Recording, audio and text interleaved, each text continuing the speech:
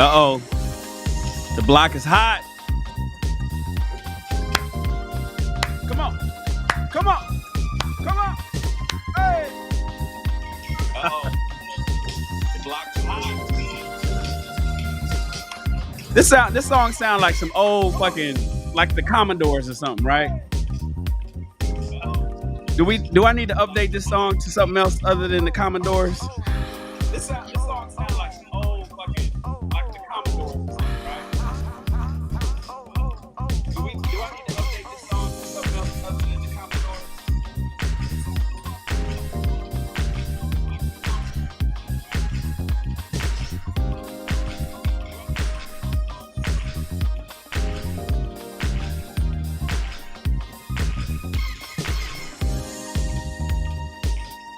Uh, uh, uh. Oh, are we on the air? We live on the audio is. Video comes up in 2 minutes. Just ignore me, Sham. That's just my thing that I always like to say. Oh, are we on the air?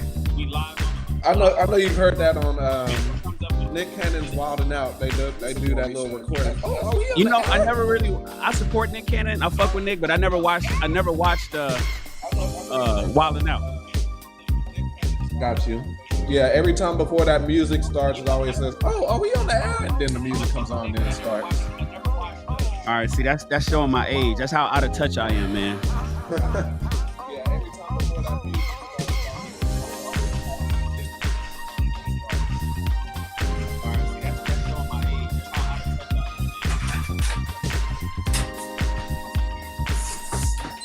Into a housewife.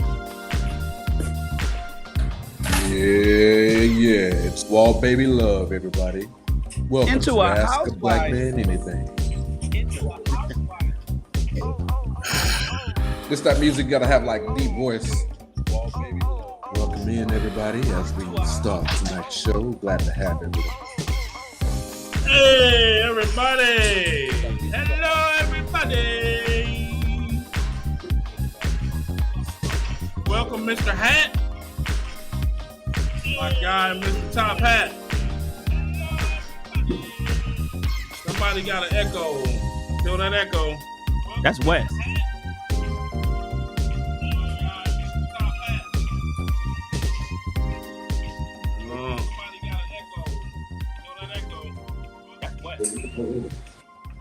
It's me. Yes, sir. We in the building.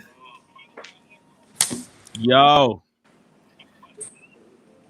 Good night, good everybody. Good. Hello, everybody. I'm gonna get me a camera that's Crenshaw Mafia. That guy mute his mic, Chan. You got it. Got it. We are in the building, everybody. Happy Thursday. Since I won't see you Saturday, Merry Christmas. Um, if you celebrate Christmas, Happy Hanukkah, Happy Kwanzaa, all of that other stuff that Liberty University Day, whatever you do, enjoy your family and your friends around this time. Man, good evening, good gentlemen. How is everybody doing tonight? You said Liberty Day. Doing Yeah, good. Liberty University Day or whatever it is. Whatever you do around Man. this season, um, People like, oh, you got to be politically correct. It's happy holidays. I remember I was listen. working back in 10 years ago when I was at Sears. It was like, oh, it's happy holiday. We had a staff meeting. Just to be sensitive for everybody since times are changing. Sears has adopted the policy of happy holidays instead of Merry Christmas. I was like, fuck that. It's Merry Christmas over here. Fuck that. Merry Christmas, baby. Chris mad. Chris mad at somebody. He put the phone on. He put it on mute and was like, "Y'all shut the fuck up. Shut up. I'm live." He came back. Man, no, I mean, actually, I don't mind my kids talking, but they have to understand that this is a whole new thing. I mean, I'm a family guy, so it is what it is. What up, Crenshaw Mafia? Oh What? shit. Watch this. Watch he say, "What's the deal, yo?" That's exactly what I said. I was on mute. What's the deal? And Chilling. then Shane, he gonna post a video on Instagram with in the gym like he was getting in there shooting. I said, man, look at this What? guy. Look at He this did what? guy. Like he could really make a move in the gym. Is it public? Probably. Okay. See, now I gotta go find it. Yeah, you gotta find it. I don't know if it's still up. I think it was in his stories. No, it's on my page. It's Oh, it's on your like page? I'll repost it. It's an old video. Oh, so man, I mean your jumper might be broke, man. Nah, that's like riding a bike. Once you know how to shoot a ball, you'll never forget. Facts. Oh, I think I see it. It's the one with the when you got it look like you're doing a fadeaway. Nah, it's a minute ago.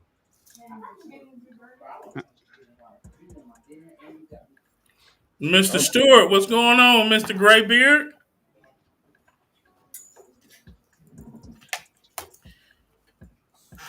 Oh, he's muted. Oh boy. Thank you. Jeez.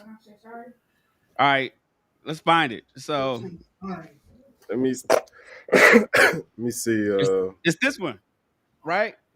Nah, it's It's a not that while. one. It's that one right there. The one to the third to the left. That one. That should be it. Nah, that's not it. That is the one I was talking about. Nah, that's not it. That's not the. I have my shirt off. Oh, well, you won't want to see that one, man. Get that out of here. Oh, he was naked. He was naked. I guess Nah, it's not. that's at the ranch. It ain't that one. It's back. It's down some, Shan. Nah, He ain't got. I Is don't think that I. Steve? Yeah, that's Steve. Steve got good foot. Oh, hack. Well, that's a foul. That's a foul. And one, coach. Well, hold up, Shay. I'll tell you which one to play. It's not on here, but I'm gonna keep going down. Let's see. Oh, what's happening here? Oh, oh. It was probably more of the angles. He probably wasn't even doing shit. Nigga got an angle, made it look like he was airborne. So I gotta ask y'all. He's 6'6" Hooper. Yeah, What happened? What happened after high school? man. I didn't want to. Fresno State had an offer on the table for me, but you know I was a junior in high school, and UCLA had came to see our starting point guard play. Uh-huh. And the coach just talked to me. He said, "I like what you're doing, son. Keep up the good work." So me, a stupid 17-year-old kid, thought that meant like UCLA want me to come play for him. Man, I turned down after my senior year. I turned down so many Division I scholarships waiting on that UCLA phone call, and they never Wow. came. So I was so embarrassed. I went out to Dillard University in New Orleans. Yeah. Hurricane Katrina killed all that. Oh. So that's what happened. That's why I lived in New Orleans. Yeah, it's there you go right there, the one in the middle. That's it. This one. You don't have no guidance. You didn't grow up with your pops. Yeah, I just You wasn't ignored your listening. pops. Yeah, Oh, that's he didn't why get. I don't regret it because it was my own decision. I'm not the dude that blame the coaches or blame. It's like, nah, that was all on me. Like I Nah, wanted to. bro. I'm saying nah, man. Who was guiding you, bro? Who was guiding you? You didn't have no guidance. You was a hard head ass nigga in the street or what? Yeah, but at the end of the day, who gonna put the pen? Nobody can put a pen on the paper but me. You know what I mean? My So let my son let my you think that's no, that's not happening. No, my son is not gonna be like, oh, Dad, I ain't sign. He gonna have to say, Dad, I'm not signing. So all I that's want to say is, I'm essentially saying, did you have a father that was assertive in making sure his son was winning? yeah. But If you did, my uncle handled my basketball stuff. My pops told me. My pops said, Kobe Bryant, he has the basketball. Tom Brady has the football. Tiger Woods has the golf ball. My ball is the decimal point. So my dad was like, you know what I mean? This basketball shit is cool, but you got a basketball, I got a decimal point. So that was his way of like, you know what I mean? So my uncle handled most of my like basketball shit. My uncle was trying to send me to China out of high school, and I was just like, hell no, you out of your okay, so mind. you had bad guidance. That's all. I'm just wondering. If somebody got. I don't give a fuck. You wasn't all by yourself. Now, if No, no, uncle, no, if no. It was like I wasn't going to China. Fuck no, I'm not going to China. At 18, I don't know. I should have went to China, but it was just like I was hard headed. I made my own decision. But yeah, Got it. that shit was it was dope though. I mean, like I look back now, like I got kids in division playing Division 1 basketball that I trained and coached. So it's just like I don't really like I'm content and I'm happy with how it played out because I played with the pros. I got the respect of all the dudes I came up and played with. So it's not like I saw too many of my peers out chasing dreams, and I was just like, I don't need to be that guy.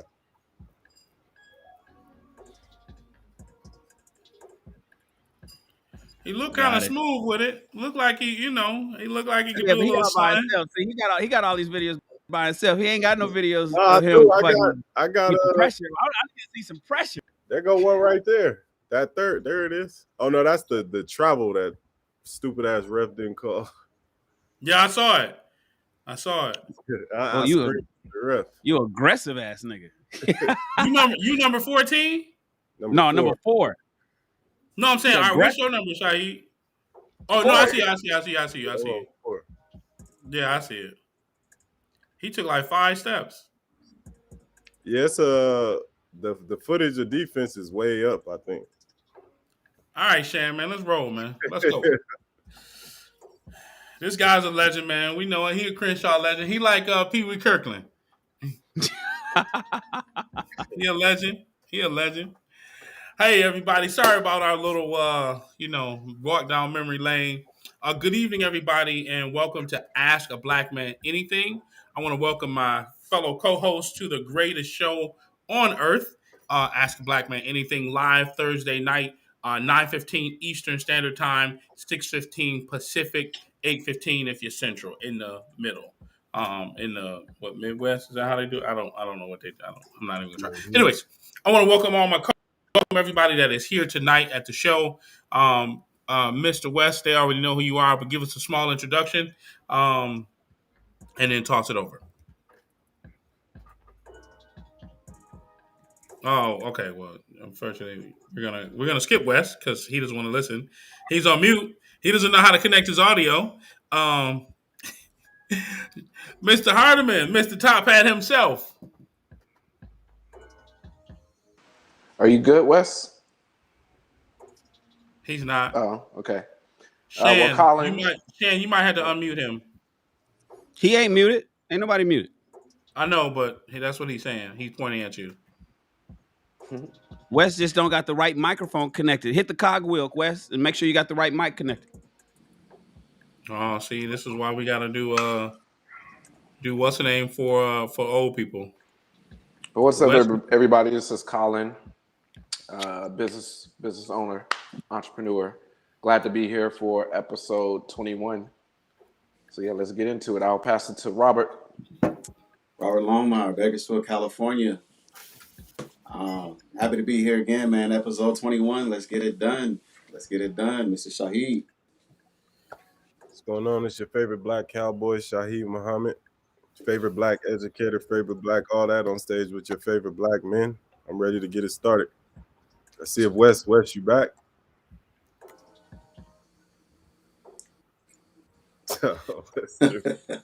Well, that's Wes Stewart out of Los Angeles, he filmmaker, back. I just heard him laughing. cinematographer, artistic IQ on all social media. He can't connect his audio. I don't know what's going on. We tell him to fix this before we come, but we got to do troubleshooting for the old people. Anyways, Mr. Producer, so you, sir. Good evening, everybody. I'm pulling up an article. Good evening, everybody. It's your boy Shan, coming from Los Angeles, California. 49 years old. That's what I am. I am 49 years old. I've been around the world, done a lot of things, met a lot of people, been in a lot of situations, and as a result, I got a lot of information. I like to give it out. I don't like to. I don't believe in the gatekeeping thing, so I like to give it out. And historically, I've been giving a lot of young men a lot of great advice on how to become better men. Since I've moved to the YouTube space, I've been giving men and women better ways to become better men and women. I appreciate everybody for being here. If you guys want to know more about me, you can always follow me. Just type my name, Shannon Rawls, in any search engine, any search box. I always pop up. And let's get it going. Chris, it's on you, boss. Hey everybody, great evening. Do me a favor, just get my books over there. Chris Davis from Atlanta, Georgia, by way of Buffalo, New York. Apparently my kid can't listen to me. Hand me those books, son. Author of two amazing books. The first book, both of them, please, both of them. Thank you. Autobiography right here. The Edge of Greatness. Crazy thing. Shahid alluded to it earlier. Michael Jordan has basketball. Tiger Woods has golf. Oprah has television, and I can walk you to your own personal edge of greatness. So you want to definitely make sure that you grab this book. If you go to the real underscore Chris Davis on Instagram, you'll be able to catch that book. Also, I got some new merch out. I'm going to start showcasing that pretty soon. You want to make sure that you get He Has All My Meat t-shirt. Anyways, the last but not least is my other book, The Ultimate Vetting Guide. If you're dating or know someone that's dating or want to start dating, you want to get that book and you want to get it as many times as you find a quality person because it's a workbook to help you get through the dating space. I hope that can help. And as soon as we get Wes back in the building, we'll let him say hello to everybody. Anyways, I want to welcome everybody here tonight. Welcome Toya Sun. Toya Sun. Is that like Toya Sun? No, I'm just teasing. Big bad bull. I see you. Red lipstick vibes. Welcome back. Welcome. Glad you're here again, Queen, Princess, Javaro, Forbes. How are you? Hopefully, you all are doing well. Um, and if you are any of you guys are Shan's, you're in the army with Shan because he always calling them out. I'll tell him for you. Give him a salute. Throw your ones up. Yeah, I watched that guy Being know. number one isn't easy. That's right. Being number one is I'm number one. Two is not a winner, and three nobody remembers. Nelly said it. Anyways, so tonight, um, we're talking about some of the greatest topic that's out there, man, and some of the greatest conversations that are surrounding. And you can actually email us a question if you have one. But I wanted to talk about something that's been burning the presses. Devin is getting divorced. Oh my goodness. And here's the deal. Our hot topic of tonight, I actually thought about switching it, but this is a really good one. Why? Because there are several men that are getting divorced and they're initiating it, number one. And then two, divorces are still happening. And it kind of goes to show that just because you're fine don't mean that you can't get tired. You want to leave your relationship. So, with that being said, it's unfortunate that they are getting divorced. Is that a video that you can play, Shan? It has a little clip from People magazine. I can play it. Okay. Okay. I mean, here. It's only 1 minute. Here we go. I don't know if it has audio. On Tuesday, after 9 years of marriage, the actors met working on the Megan Good and Devon Franklin are filing for divorce. People exclusively confirmed the couple split on Tuesday after 9 years of marriage. The actors met working on the 2011 film Jumping the Broom and tied the knot in June of 2012. The former couple shared in a joint statement that no one is at fault for the split, and they are incredibly grateful for the life-changing years they've spent together as husband and wife. 6 months before publicly sharing their decision to divorce, Good and Franklin posted anniversary tributes to mark their 9th year of marriage. Good writing in part, you are the best decision I've ever made. I love you with everything inside me. And as recently as December 2nd, Franklin celebrated his wife by touting her new Amazon Prime video series on social media. The duo frequently documented their romance for their fans, even writing a best-selling book in which they share details about their courtship values and how saving sex until marriage was the key to success in the relationship at the time. Is Angel Soft an ideal balance? So a That's lot it. of people have been speculating why are they getting divorced? If they were able to properly see each other and they were able to properly um, have 9 years, why all of a sudden is he calling it quits? So, fellas, let me ask you guys, because three of us have been married. Two of us are in relationships, and marriage is on the horizon, possibly, right? Why do you guys think that they are getting divorced? I think I might have a clue, and it's an article I just read right before the show, and it's on Essence, but it's basically uh, a chronological order of their relationship. So there was a couple of things that stood out to me. And I'll start. So of course they met in 2011. Then in 2012 they married. Let's see. 2013 is where they titled it as dealing with church critics. So they went on a tour with their book and things like that, or basically they showed up, with Devon Franklin being a minister at the Seventh Day Adventist Church, I believe. Yep. And then Megan Good showed up at the BT Awards in like a blue dress that was revealing a lot of cleavage. But a couple of things that stuck out to me were, I guess, in 2015, or I'm sorry, that same year when she showed up at the BT Awards, she said it was a full-on assault and went on for years. When I got dressed up for Halloween for any event, she told the Daily this year, I never stopped being who I was, but I definitely had the trauma of, I know I'm going out in front of the firing squad. So that's one thing that stood out to me. And then 2015, well, I should have just made bullet points or whatever, but basically it was like three things that stood out in every single year. Was just like she wasn't ready to have kids. She's always going to be who she was. And then, you know, this year she was planning on having kids. So she said her inspiration was Halle Berry, because Halle Berry had her, first kid at 40. So she was just like, I'm gonna be just like Halle Berry and have my kid at 40. So it sounded like she was the common denominator versus Devon. And, we as men, of course, our legacy, if we want to have kids, it's very important that the woman is on the same page with us, that she's, on our she's on our plan.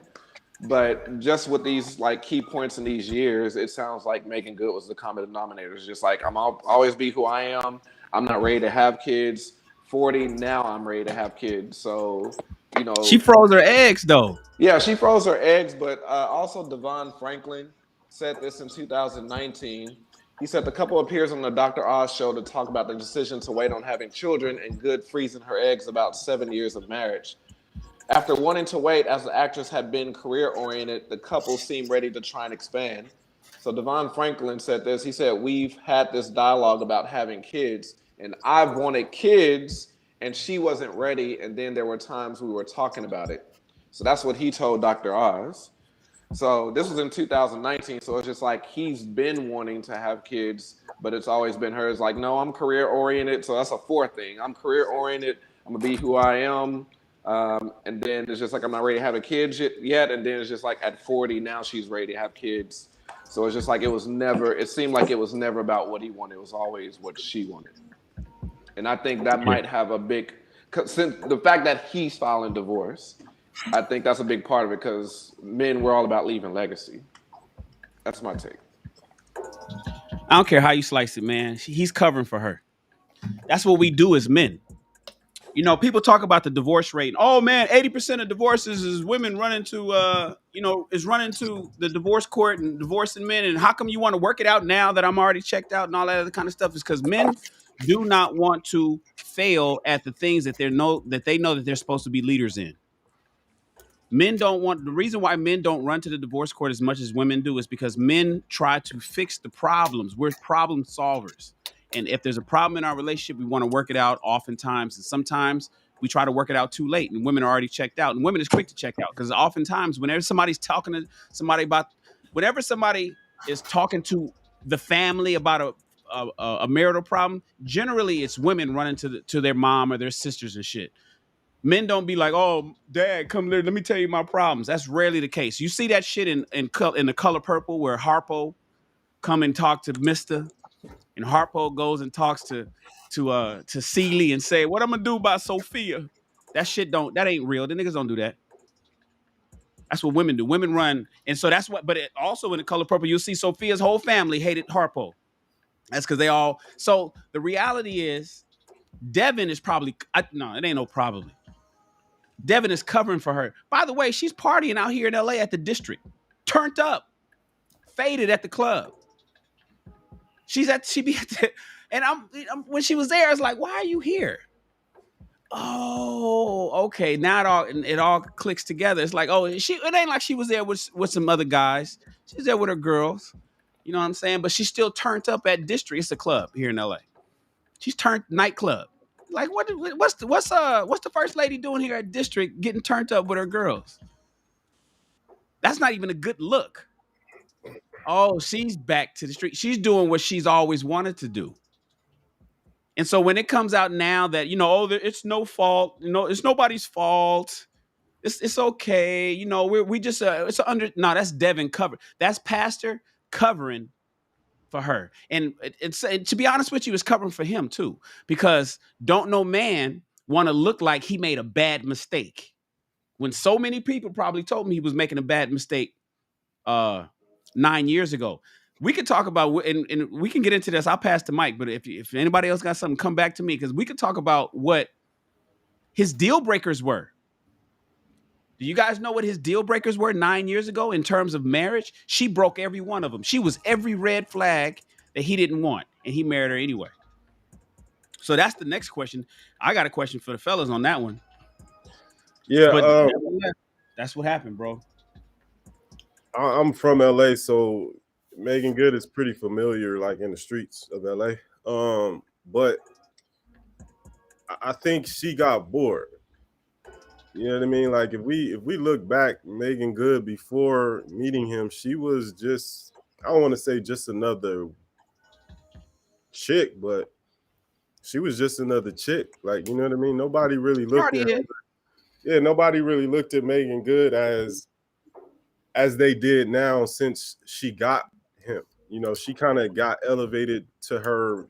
Her Sierra's prayer was answered, so to speak. Without the kid. Yeah, her Sierra's prayer was answered, so to speak, by Hey, Shaheed, man, chill, bro.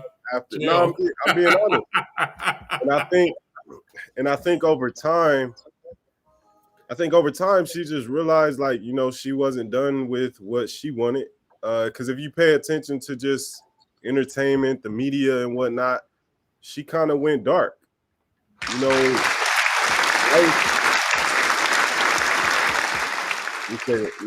Life was good. As far as being married and whatnot, but you didn't see her on a lot of TV shows and a lot of movies during that marriage. She kind of went and took that back seat, I guess, and became a wife. But it's interesting, I just got caught up on this show Harlem, with Megan Good in it, and it was interesting to me. I didn't know nothing about the divorce at all. I told my girl, I'm like, damn, that's interesting. Like, even though she's not revealing too much or whatever, but she got a sex scene in this show. And I was just like, I wonder how her husband feel about her, like, having a sex scene, knowing that he's like this preacher or whatnot. And then sure enough, like the next day, I see they filed for divorce. And I was like, oh, so I think this was already done. Yeah, I think this probably was done like 2 years ago. Yeah. No. They separated in August. And from the word is in the film industry, in the film streets, from my guy that told me, the word is he called. So first of all, they're living in separate areas right now. I think he's living in Texas, and then she's living in New York. Right? They've kind of been apart since August. And what happened was she called to inform him that she's doing this scene. She called. It wasn't like, babe, what do you think about me doing the scene? And this is just it's just hearsay, And a lot of times, and just let me be clear to the audience that's listening to us. When we talk about celebrities, and I say this every time I talk about celebrities, whenever we discuss celebrities, we're not really giving a fuck about what they got going on. We are juxtaposing what they're doing with our own lives. The reason why we talk about celebrities is because we're really talking through celebrities, so we can assimilate what's happening in that little mark, because that's somebody that we can all identify with, right? It's a common denominator. We all know Megan Good, we all know Devin Franklin, so now we're all thinking about our own marriages, our own relationships and shit like that, right? So when I tell you right now that Megan called to tell him what she was getting ready to do, not ask and say, I want you to think about when your wife calls and tells you what she's getting ready to do while she's on vacation with her homegirls in Miami, or while she's on that business trip in Las Vegas at the Las Vegas Convention Center after party. She's telling you what she. So a lot of times that's what we do when we talk through celebrities. Now, what I understand is she called and said, "Hey, this is what I'm getting ready to do." I know he had a problem with that, even though he championed the TV show in December, early December. He was like, but he's probably, yeah, it's all good. It's all good. Even though he got a whole nother series, he has a first look deal with BET. And he has a show coming out with BET. A lot of it is clean and wholesome. Good programming that puts black people in a good light and the whole nine. And in this scene that she did, like, I guess she didn't, I didn't watch the series. I do have Amazon Prime, but I haven't watched it. Did she eat the ass? No, no, Shaheed, like, describe the scene to us, no, Shaheed, no, because no, I heard she was eating some ass. no. I don't know where Shed got that from. No, so look, the show itself, they got some really intense sex scenes in there. And to Megan Good's credit, she's not exposing any of her body, but it's nonetheless it's a sex scene with a man. She does kiss. She has several kissing scenes with multiple men or whatnot, but the sex scene itself, she's not showing anything, but it's clear that they're having sex. But it's not like the other sex scenes with other actors in it. But I don't know where the eating ass came from. I heard she was eating some ass. I heard some ass was getting eaten, and I heard, and see, here's the thing about it also, and let me be clear. Oh, wait. It is What? a scene. She didn't do it. It is a scene where the dude wanted her to, but she got her face like in the middle of his leg. Oh, I remember that.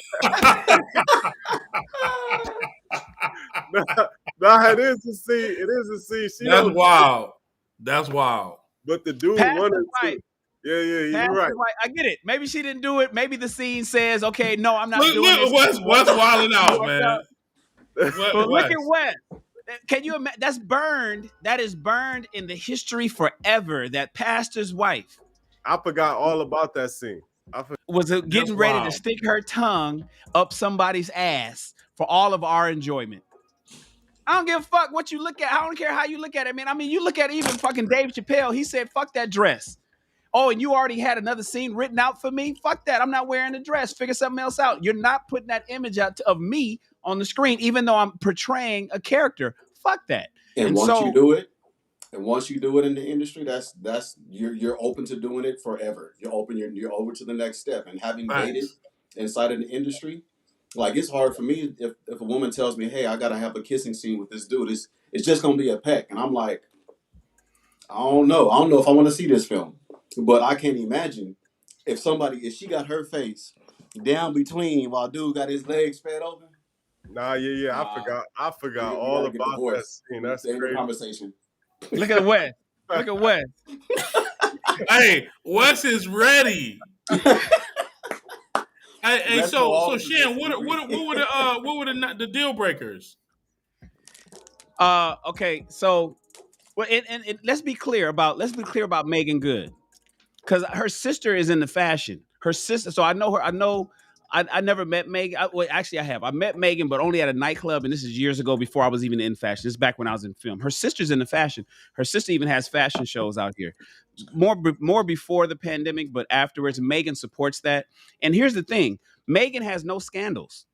See, everybody says Megan's for the street. She's a hoe. That she dated 50 Cent. She did. She dated Game. Apparently, she dated Bow Wow. I think she had some ties with Soulja Boy. Whatever. Maybe she has a little history out there, but it's not scandalous. And it's not like she's out there doing hoish shit that people can point something to. They just see oftentimes, and this is the bad rap that our black sisters get. Oftentimes, man, and I hate it because this is what the media does to black people. Megan is fine and she's desired by many, especially she's 40 years old today. So let's take her back. Mind you, she's been acting since 4. Megan was in Friday. She was in the she was in the movie Friday. She was one of the little girls at Big Worm's ice cream truck. So Megan has been doing acting forever. So let's go back 20 years ago. Everybody wanted her. I remember the movie that she did with Tyrese, where she was Tyrese's girl. A lot of her characters are played out like this vixen, this kind of like a sexual like deviant of sorts. And so oftentimes people take those characters on screen and attribute it to the person's real life. But in real life, Megan, as far as I'm concerned, is squeaky clean. But that's what media does. And so people got to be careful with that shit. Huh? What were the deal breakers, man? No, I'm coming to him, but I want to be clear, because even though I'm hard on what she's doing, I want to be clear that we're not looking at her as some hoe. Now, Devin, they've been married, let's go back to when she was 30 years old. Let's go back 10 years, 9 years when they started dating or whatever. Well, first of all, they only got married after 1 month of meeting each other. I guess he wanted some pussy fast. So he was like, yo, we got to get this done. Can anyone hear me? Yeah, we can hear you, Wes. Okay, I before you continue, Shan, I just want to say that I have from good from source. Yes, that's not the case. She's not as innocent as I'm talking about pre-marriage. I don't know anything about her. Well, no. I think I get what Shannon's talking about, because I've being from LA, you hear things, you know things. I don't think he's saying she's an angel or nothing like that, but definitely not an angel. I ain't an angel. But you ain't an angel. Right. I think he's like, you ain't got no video and shit. From what I know is like, she's had her dealings with certain men, and that's been that. She ain't, been caught up in nothing crazy, and like, yeah, I have it on good authority that's not the case. Nah, but I think it is, because we don't know about it though. I mean, like, what people know personally, and you know what I mean. I think that's, everybody got some skeletons in their body. I give you that. The general public don't know about it. Absolutely. Yeah. So, from what I understand, one of his deal breakers was you can't be an actress. Hold on, I'm gonna go pull him up. One of the things he said before one of the things that Devin, because he's a producer in Hollywood back, especially, he's still producing. He has his company, and he was a producer when I was around producing my stuff. I was in 2 different studios. I was at Sunset Gower. I think he was at Paramount. But one of the things that I knew, let me go find it. One thing that for sure, he said he would not marry an actress. He said that he would not marry an actress. The other thing that he said was she doesn't need to work. I got it covered. You can do what you want to do, but working is not necessary. Now, mind you, you're taking somebody who's been acting since she was 4 years old, and you meet her when she's roughly 30 years old, 31. Right before she was but right before she was really about to get her a break. Right before she was getting ready to blow. And so now you got, and then there's 2 other ones. They escape my mind. I'll find them and I'll come back to them. But 2 things for sure. I don't want my wife working. I'm Pastor Devin Franklin of a film production company. I can cover everything. And I don't want him. I'm not marrying an act. This is before he even hooked up with Megan. He met Megan on that film set. From what I understand, 1 month later, they was tying the knot. So he went against his own red flags. He ran into her. He probably was struck by her beauty, like men often are. She was probably very alluring and charming, and men fell into that. She was bad as hell. He's probably horny. And he said, okay, well, you know what? These 2 things that I don't want, I'm going to overlook. And now when we talk about what Wes just mentioned about her whole facts, did he check? Did he do it? Did he order a whole fax?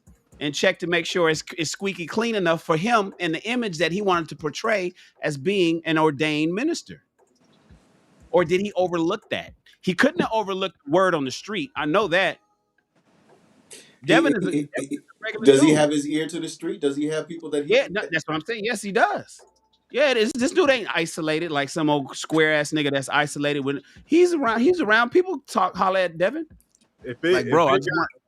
if it got to me, he for sure know. That's what I'm saying. Like, Shaheed more boots on the ground, and if Devin ain't hearing it, then Yeah, maybe he no, ain't. But I don't know. but So I've I'm been not in corrected. that. I'm not in that industry though. I'm just in the No, street. Devin, he heard it. He Yeah. heard it. But you know what? Look at the title of our show, Into a Housewife. Some of us believe that we can convert that into a housewife and not necessarily a hoe. That's why we didn't put that on the image. It's, can you convert somebody that is everything that you don't want into what you want? Yes, the cliche goes, can you turn a hoe into a housewife? But can you turn an actress? Can you turn somebody who's hard headed? I just went live on a Soldier Story just a moment ago talking about Carrie and Kiara and who would I pick, right?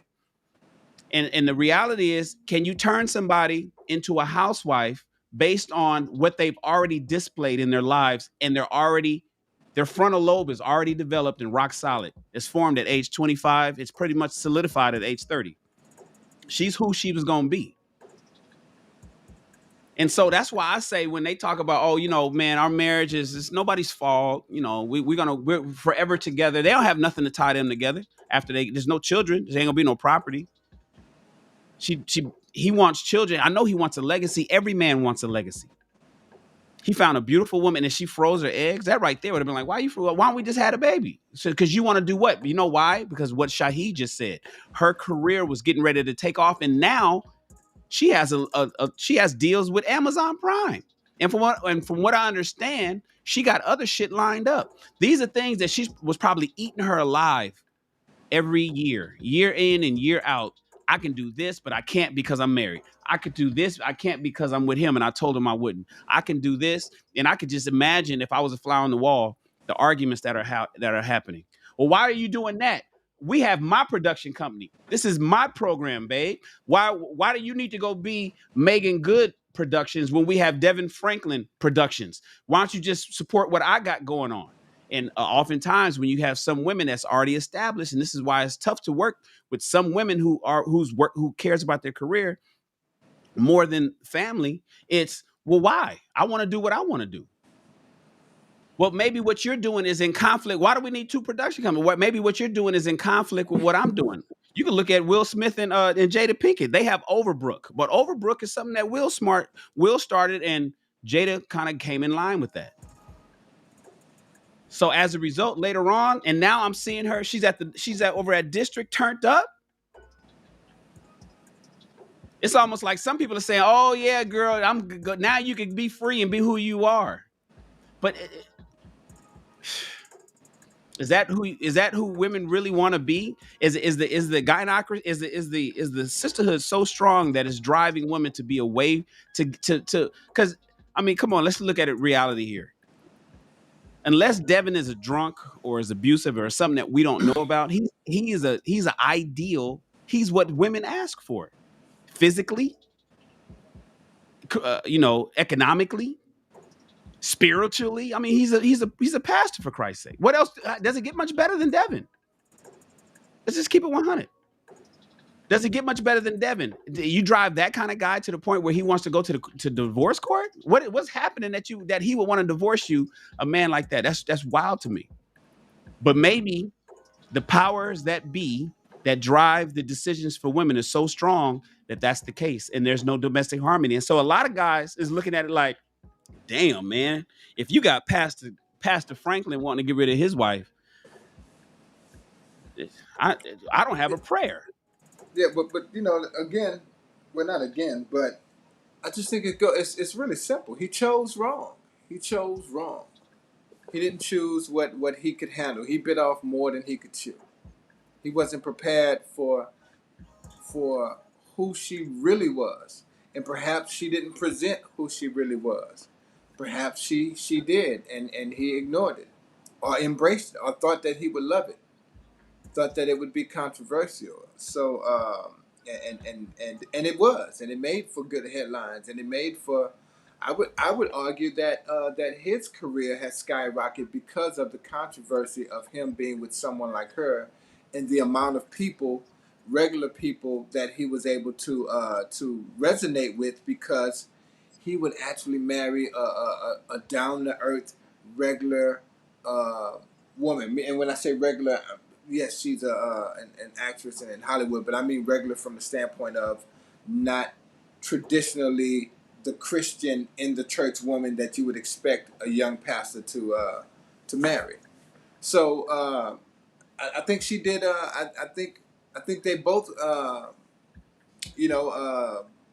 They both kind of got something out of this thing, and I suspect that the reason that he's divorcing at 9 years is because one more year everything would be, she would have her hands in the cookie jar. Here in Uh, California, 10 years is for life. 9 years is only 4.5 years of alimony, but 10 years is for life. Yeah. So he For probably did the life. math and sat down with. Matter of fact, I was in a room on Clubhouse with the brother. I won't say his name. Popular brother, music producer, and he said that when he made the 9 year mark, his lawyer set him down and asked him how was the marriage. They just laid it all out and said, "What do you want to do? Are you sure you want to keep moving forward? Because now is the time." And they didn't bring that up because there was some turmoil or whatever that they were aware of, but it was just lawyers being great lawyers saying, "Hey, Shan, let me get you in here, sit you down for a minute. How's everything at home? Here's what you're up against. Here's what the possibilities are if you move forward another year and then divorced. Are you happy? All of those things." So yeah. So anyway, that's where I'm at with it. That's what, I think he chose bad. I think they both won because of it, because of their relationship, and and I Wait, they think he both made a. won? What do you mean they both won? I think her celebrity rose because she was attached to him, because she could land someone like him. Otherwise, she would have stayed uh, a B, C, or D listed actor the rest of her life. And I think he won. I think his the people, the amount of people that began to follow him and his ministry and the whole nine excelled because he reached down, so to speak, and grabbed someone who wasn't traditional, and it made for great headlines. It made him really popular in black pop culture, as opposed to just the black Christian community. So yeah, so they both won. I don't think he won. I think he took a L. Because that's 9 years of his life, man. You don't, that's not to, okay. To me, any divorce is an L. That's why I hate divorce. I like marriage and I hate divorce. And so I think it's an L for, especially for him, because I mean, like, you got your wife freezing eggs, and you got, and the eggs, you know Listen, listen, I get what you're saying. You're saying, okay, because we would have never known Devon Franklin if he didn't get with Megan Good. He suddenly became a name outside of that. But he don't give a fuck about celebrityism in that regard to I begin don't with. know. I don't see He it. sold books. Here's what I'm saying. He might They he might have sold took an books. L. They sold books. You said Did he what? sell? Was he an author prior to her? I don't know. See, I don't know He might, all the details. I'm just saying I know right. they sold books, Right, but but I don't let's know if let's he assume sold books. that he was an author prior to her. The reality of Mhm. it is that after this, he will definitely sell books, Yeah. and he might have took an L in the eyes of some men from a respect standpoint, but in the eyes of the general public, especially because he's the one that filed for divorce, he's going to look like the guy who gave the woman who everyone said he shouldn't be with. He gave her a chance. It didn't work out. He filed for divorce. he tried it. Like there's this whole puppy dog story that he'll have about the reality about how just the whole I brought this puppy home and I took it into the house and yeah, shit all over the house, but I tried to love it and it didn't work out, and so so his stock with the women is going to rise. His stock with the Christian community is going to rise because he was like Christ. He hung out with the whores and the whatever. You know what I'm saying? Not calling her that, uh, but but yeah, I mean, in every facet, he's winning. He's winning, and he gets to get out of this while he's fairly young and get and get the pick of the litter when it comes to women. Yeah, Did I he hear what cashed out when he? This is if Jordan had left in his prime. I hear what you're saying, man. I just when it just it's hard for me to attribute divorce with winning. It's just hard for me to attribute that, man. Even though a lot of us that get divorced end up winning. I just the ultimate goal is to not be divorced, and so it's hard for me to say, oh man, you know what, you came out on you can't I'll say he's not losing. To say he's winning no West, that's just hard for me to swallow, because ultimately we have another. He has to add to the divorce statistic of our community, and now he has to go back to the drawing board. With a You bigger know, bag. maybe he was doing all right before then. Like I'm saying, I don't know if he was an author before. If he was probably doing well. But I get what you're saying. He sold more books with her. I got you. I think he I only had got one book before I got you. before then. Oh, one book, yeah, I think it's and only then one. probably nobody bought that motherfucker, but they certainly bought their book. And I know that his movie deals ain't come as a result of being married to her. He was already rocking and rolling with that. He was doing well before that. Right, Now, but go go ahead. ahead, go ahead, go ahead. No, I'm saying, so I know his movie deals. I know his first look deal with BET. That would have came with or without her. In fact, I'm suffice to say, maybe that she could have been a hindrance. But check this out. You and I both we do know the value of of your brand and of your potential viewership and the followers that he's had, and he's clearly gained more followers. I'm Yeah, sure it's out yeah, of there. course. I would have So never known about him. so Nobody would have that known about makes this him dude without Megan. that makes him more valuable to a company like BET uh, in doing a deal because of his followers versus if he was just how many dope producers there are with no following that are far doper than he is that will never that have relationships Yeah, at me. BET but would never get the opportunity because they don't have his celebrity. Wes, it sounds like you're talking about yourself. Sounds No, I'm just saying like you no, tooting your own horn here. I'm gonna just jump in there real not fast. at all. Sounds like dope But producer. I I hear mean, you. my, I hear my you, brother, Wes. listen, my brother's a dope producer. He's executive produced 4 movies already. No, I'm just playing. No, so my thought is, along where Shane is, I hate that you got another black couple that's divorcing, specifically a black pastor, specifically a Christian black pastor. So that's another stain, especially since we just recently talked about "Till Death Do You Part." Um, Somebody said in the comments the Christian community knew about him. I didn't. Knew nothing about him. I'm a Christian. I mean, I knew nothing about him. I didn't know, and I didn't understand the whole. Oh, I waited until I got married. Well, that's a whole. We're not even gonna get into all of that because that's a whole nother can of paint that Oh we don't need to talk yeah, I forgot about that about. part. They did. Okay, so if they waited till they got married, then the whole dating for a month wasn't. So they probably dated for a year. I don't know. It doesn't matter whether it was one day or 1 or 2 years. It don't matter. So Here's so I here's forgot. I forgot that there was some abstinence that was required during their dating process. Okay, cool.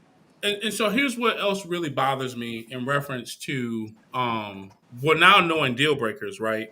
But in reference to the dating and what they did and how he, if and I'm saying alleged because I don't know it from my own personal firsthand knowledge. If he said that she can't work, and that's why part of the reason why I have the book, right? The Ultimate Vetting Guide. You know who I am before you meet me. And if you pick me and you meet me as an actress or as a lawyer or as a basketball player, if you meet me there, don't tell me that I can't play ball or I can't be an attorney or I can't be an actress anymore. That's who you met me as. Don't Right. change that. Don't take that away from me. I worked hard for that. And it's like telling somebody who's a writer, you can be with me, but I don't want you to do that anymore. Like there's certain things that a person can change, but the things that they do to create a life for themselves, you literally suffocate that person. It's like saying, "Oh, you make jewelry, but I don't want you to make jewelry anymore."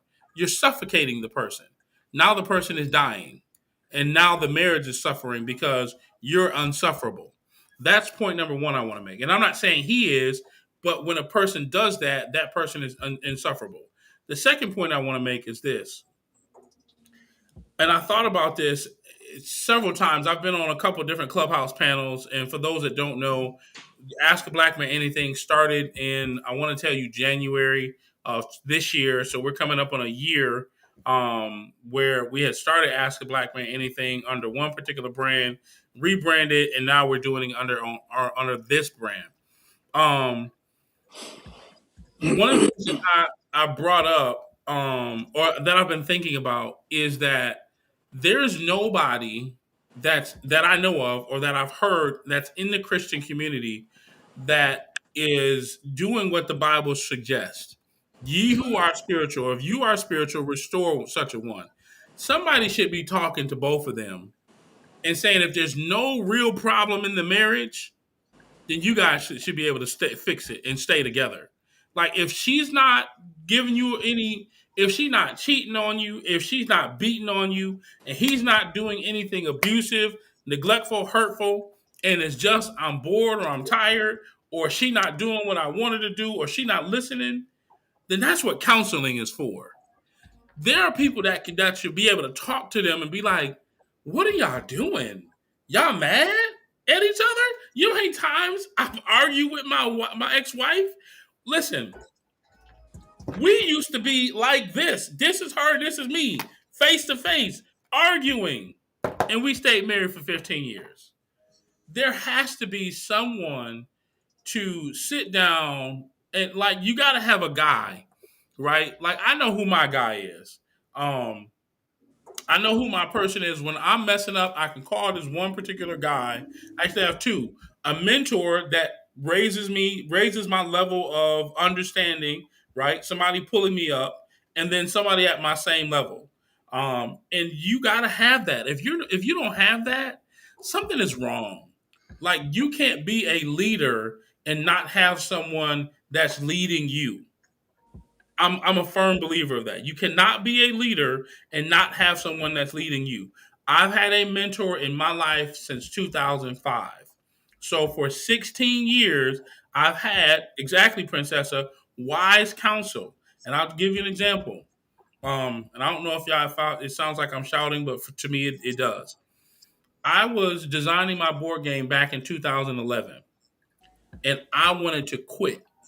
So I called my mentor and I told him, "Oh, it's hard, it's tough, it's this, it's that."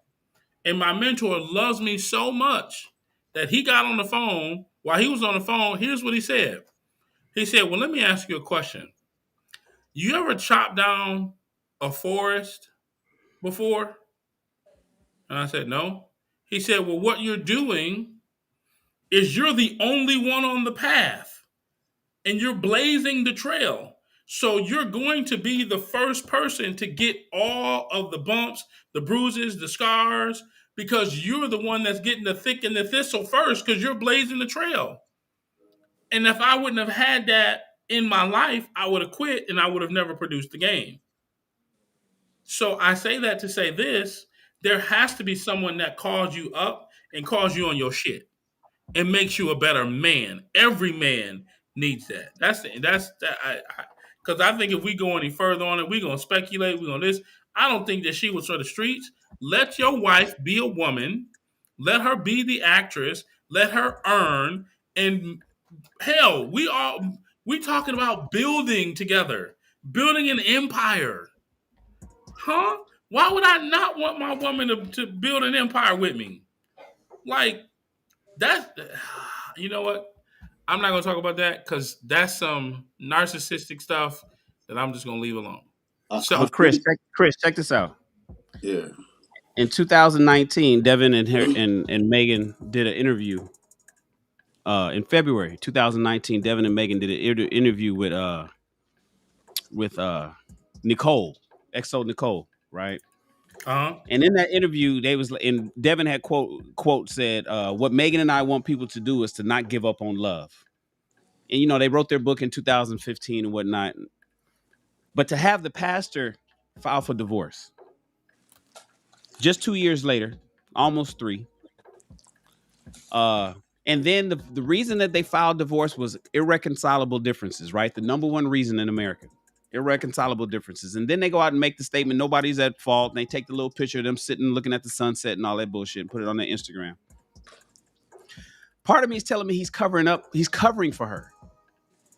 And so when I think about it, like one of my first movies, if not the first movie I ever wrote, directed and produced, was called Matthew 26:17.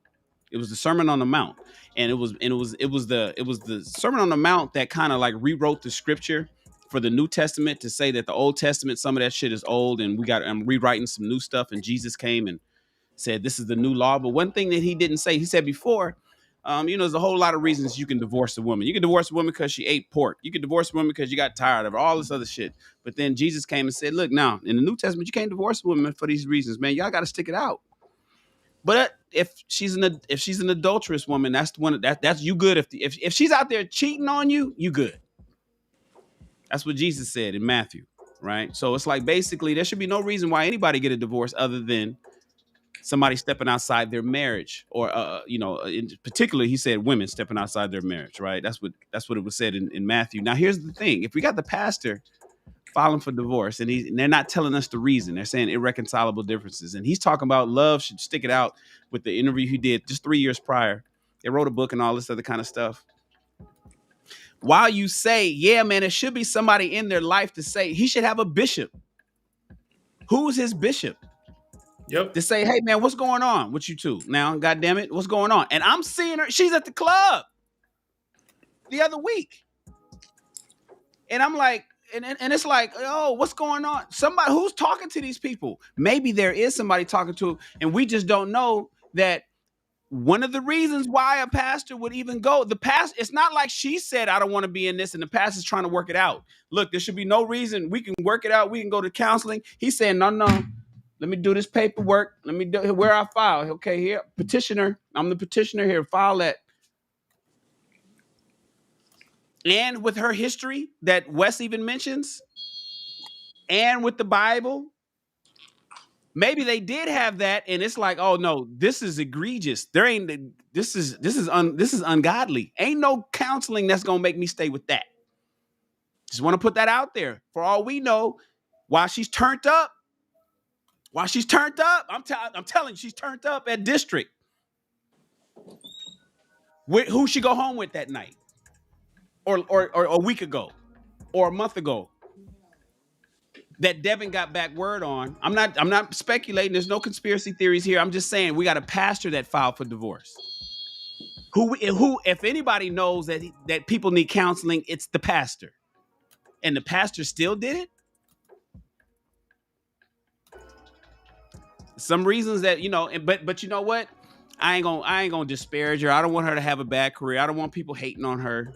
This ain't gonna be no red table talk. I don't want to Jada Pinkett her. I don't want to Jada Pinkett her. I don't want to turn her into that. I don't want her to, you know what I'm saying? So I'm gonna make it seem like we all good, and let's take a picture, babe. And we all good. I hate your motherfucking guts because of what you did with, but I'm just letting you know, I ain't gonna put it out there. Your secret is safe with me. You got to take that into consideration too. Let me kind of pivot here because I think it leans to, as we shift out of this particular segment and go into our questions. If you have a question that you want answered live, make sure you message us here or email us at questions@aabma.live, and we'll jump in and we'll answer those questions. We got a question from Brenda from New Orleans, and the question is, do you immediately let a person know that we don't align, like if you're in the dating process, right? Do you immediately let a person know, and I'm reading it, that we don't align on this subject, so we can't go any further? And I think, I'm gonna tie the two together, but I'll send, I'll type it. I'm sorry, I should have sent it to you, Shan. I'm sorry. Um, but No, I got the same email. okay, so the thing is, um, I'll tie the two together. If you're in the dating process, like they were, and you're asking the questions and you're seeing how you guys match up, or if it's the first 30 days, you have no idea if you guys align or not. Because you won't you I don't think you should tell them in the first time they do something that you don't like. You shouldn't be like, "Oh, I'm just going to kick them." It should be more of, I'm going to watch to see if their behaviors are the type of behaviors that line up with what they say, or can I support them in some way, shape, or form. So do you immediately let a person know? And that's the question I want to pose to you guys. Well, that's the question that's posed to us, fellas. Do you immediately let a person know that we don't align on whatever subject it is in a relationship, and then just cut them off? So Rob, you the lover man. I'm gonna toss it to you first. If you and a young lady don't align, Brenda wants to know: do you immediately tell her she's out of there, or do you tell her, what do you do? Um, I'll go first. For me, I don't tell anybody if Rob's on mute. Yeah, there we go. My uh, bad. Go ahead, you He. I'll go after yeah, you. go ahead, Rob. He yielded to you, Shahi. Go ahead. Oh, yeah, I don't necessarily tell anyone if we align or not. I just let them know who I am, how I operate, what my expectations are, what my deal breakers are, and if you want to proceed after that, that's on you. Like, you know what I mean? Because like I said, I have ceilings for everybody. You can be a woman that I just go on dates with, spend some time with, hang out, go to movies and whatnot, and that be that. While I'm still entertaining and dating other people, they also know that as well. So because I believe that over time things can start to align. You know what I mean? Because people grow, people mature, and they eliminate things and people from their lives that make them better people. So I don't cut anybody off. Um, you know what I mean? I just deal with you in the capacity that I can succeed with you in, and go from there. Along those same lines, like, to me, you have to first evaluate why it is that is, your deal breaker, so to speak. Why you guys don't align. But for me, it's more the loving thing to do is, if you don't align, not to waste that person's time, allowing them to continue believing that they have a shot. Now, if you let them know which lane they in, like Shahid was suggesting, hey, we might not be moving towards marriage, but we can have a good time together. We can hang out and enjoy each other's company. That's one thing. They know where their lane is. They can still attempt to get inside the other way, but you've already correctly assigned them to where they needed to be. But if you're allowing them to still believe that they have a shot at marriage, even though they don't, they may grow into that shot. But if you're allowing them in that moment to believe they have a shot and they don't, you're just wasting your time and wasting their time, and everybody's wasting energy that could be used on someone else. So, Chris, the lady that sent that email, Brenda, did you see her signature? Her signature was long, man. She had all her shit all up written up in her signature. So I'm gonna assume that she's an older lady, right? She is an older lady. She had all her accomplishments and shit all up in her, just all them thick ass signatures that some people like to put on their emails, and so okay. So here's the thing that's important. when she's asking about somebody's behavior, I don't know what she was really asking. I think she was basically saying, should she tell black men, do black men want to hear no? I mean, do black men want to hear what they're doing and that she shouldn't rock with that? And if she shouldn't rock with that, if she don't rock with that, she's out. See, a lot of people think they got a lot more time than they actually do, and they think they have a lot more opportunities than they actually have. And that's one of the issues that people are having. And then they wake up one day and they're like, yo, nobody's in my DMs. Nobody's swiping right on my dating apps. Nobody's checking for me at the gas station or at the grocery store. When I went to the party with my girls at her all white birthday, 45th birthday party, none of the men bought me a drink.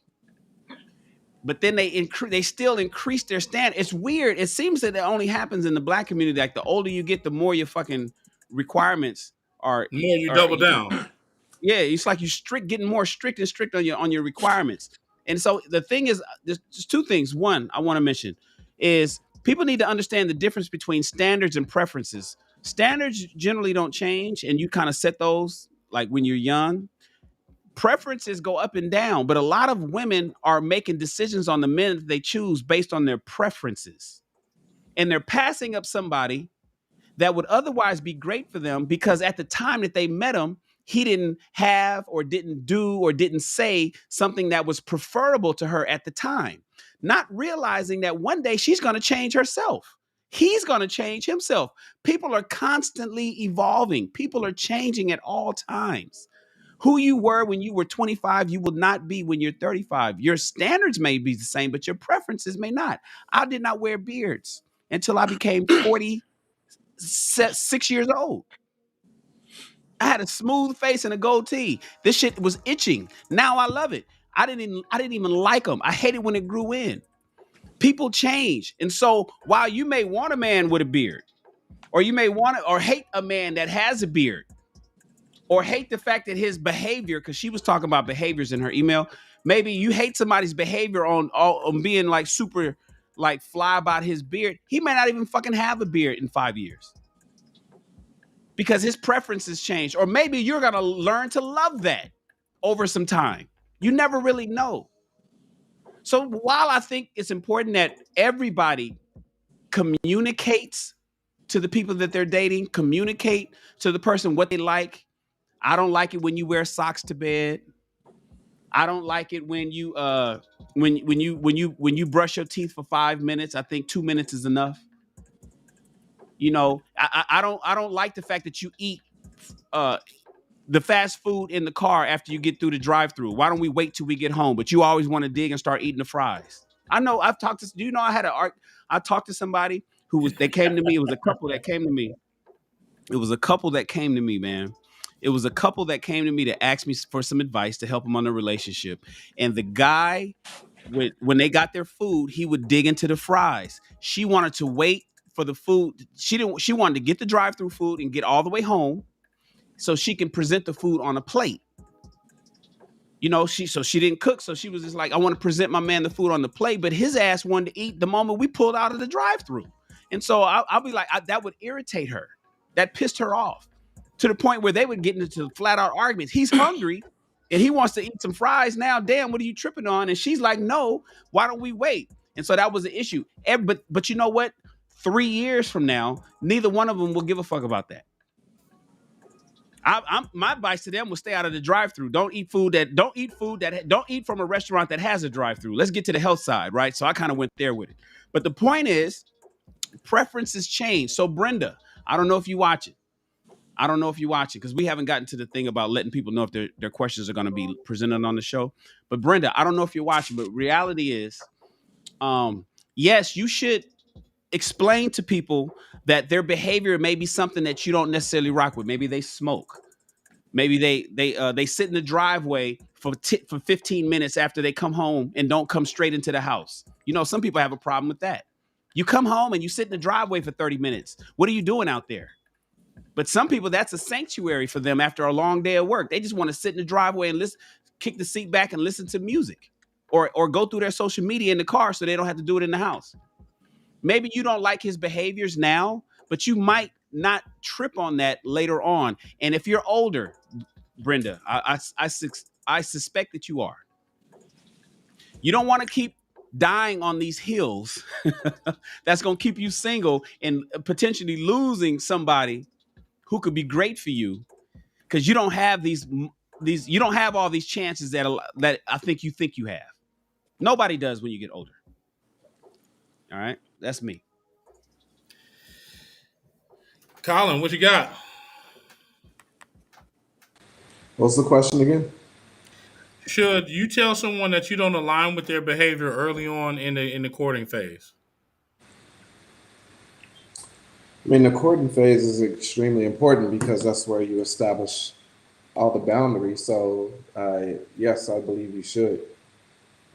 So when you get to the point of marriage, there's no surprises. It's just like, where did this come from? Or, we're not seeing eye to eye. It's like all that's established during the courting phase. If you're all in alignment, then usually that's when the relationship progresses into marriage. So most definitely. And a lot of people skip the courting phase and yeah, it's just like they'll rush into marriage.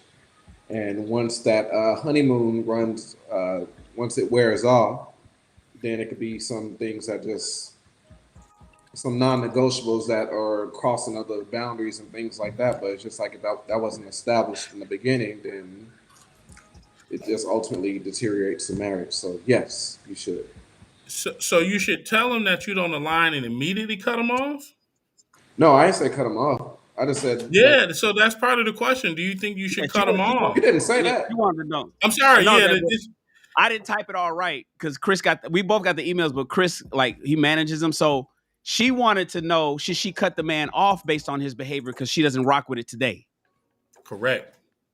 That Oh, does kind of depend on the behavior as well, though. Too like there's certain behaviors that's like, nah, that's got to be right. cut. I don't But think you should cut them off. Like you should give them opportunity to. I mean, Opportunity to because what?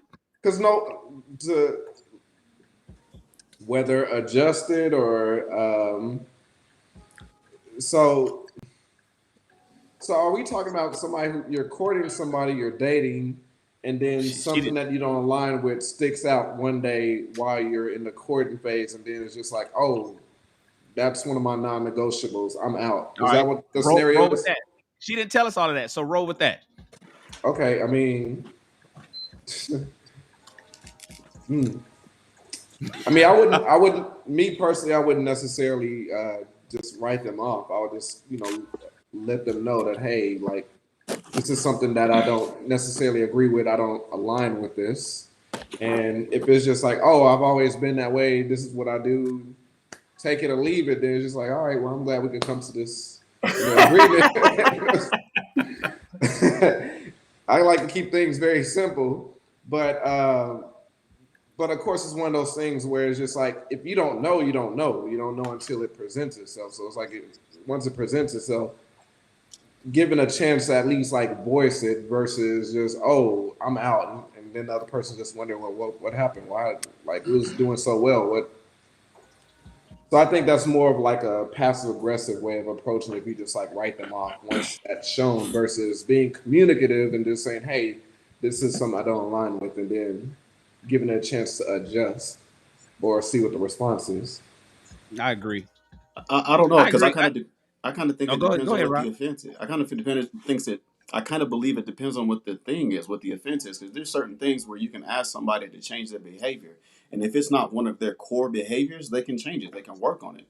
But if it's the core of who they are, and you're asking them to change that, they're gonna be able to front that for a little while, and you're gonna start to believe it and get a little deeper into the relationship and find out that this person ain't who he tried to be, or he cannot become who you were asking him to be. You know what I And mean? Robert, when does that? And Shannon, because I know Shannon's very vocal in this. So when does that typically wear off?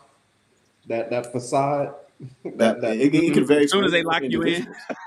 It can vary for individuals. So some people can play that for a long time, but Oh yeah. Some other people motherfuckers it don't they'll last do it that all long. the way till they get the ring, baby. And Hmm. once they get the ring, I heard that sweet number was like the 4 to 6 month range, and it's like you start seeing shit. Nah, people for Start to what these see they days are. kids.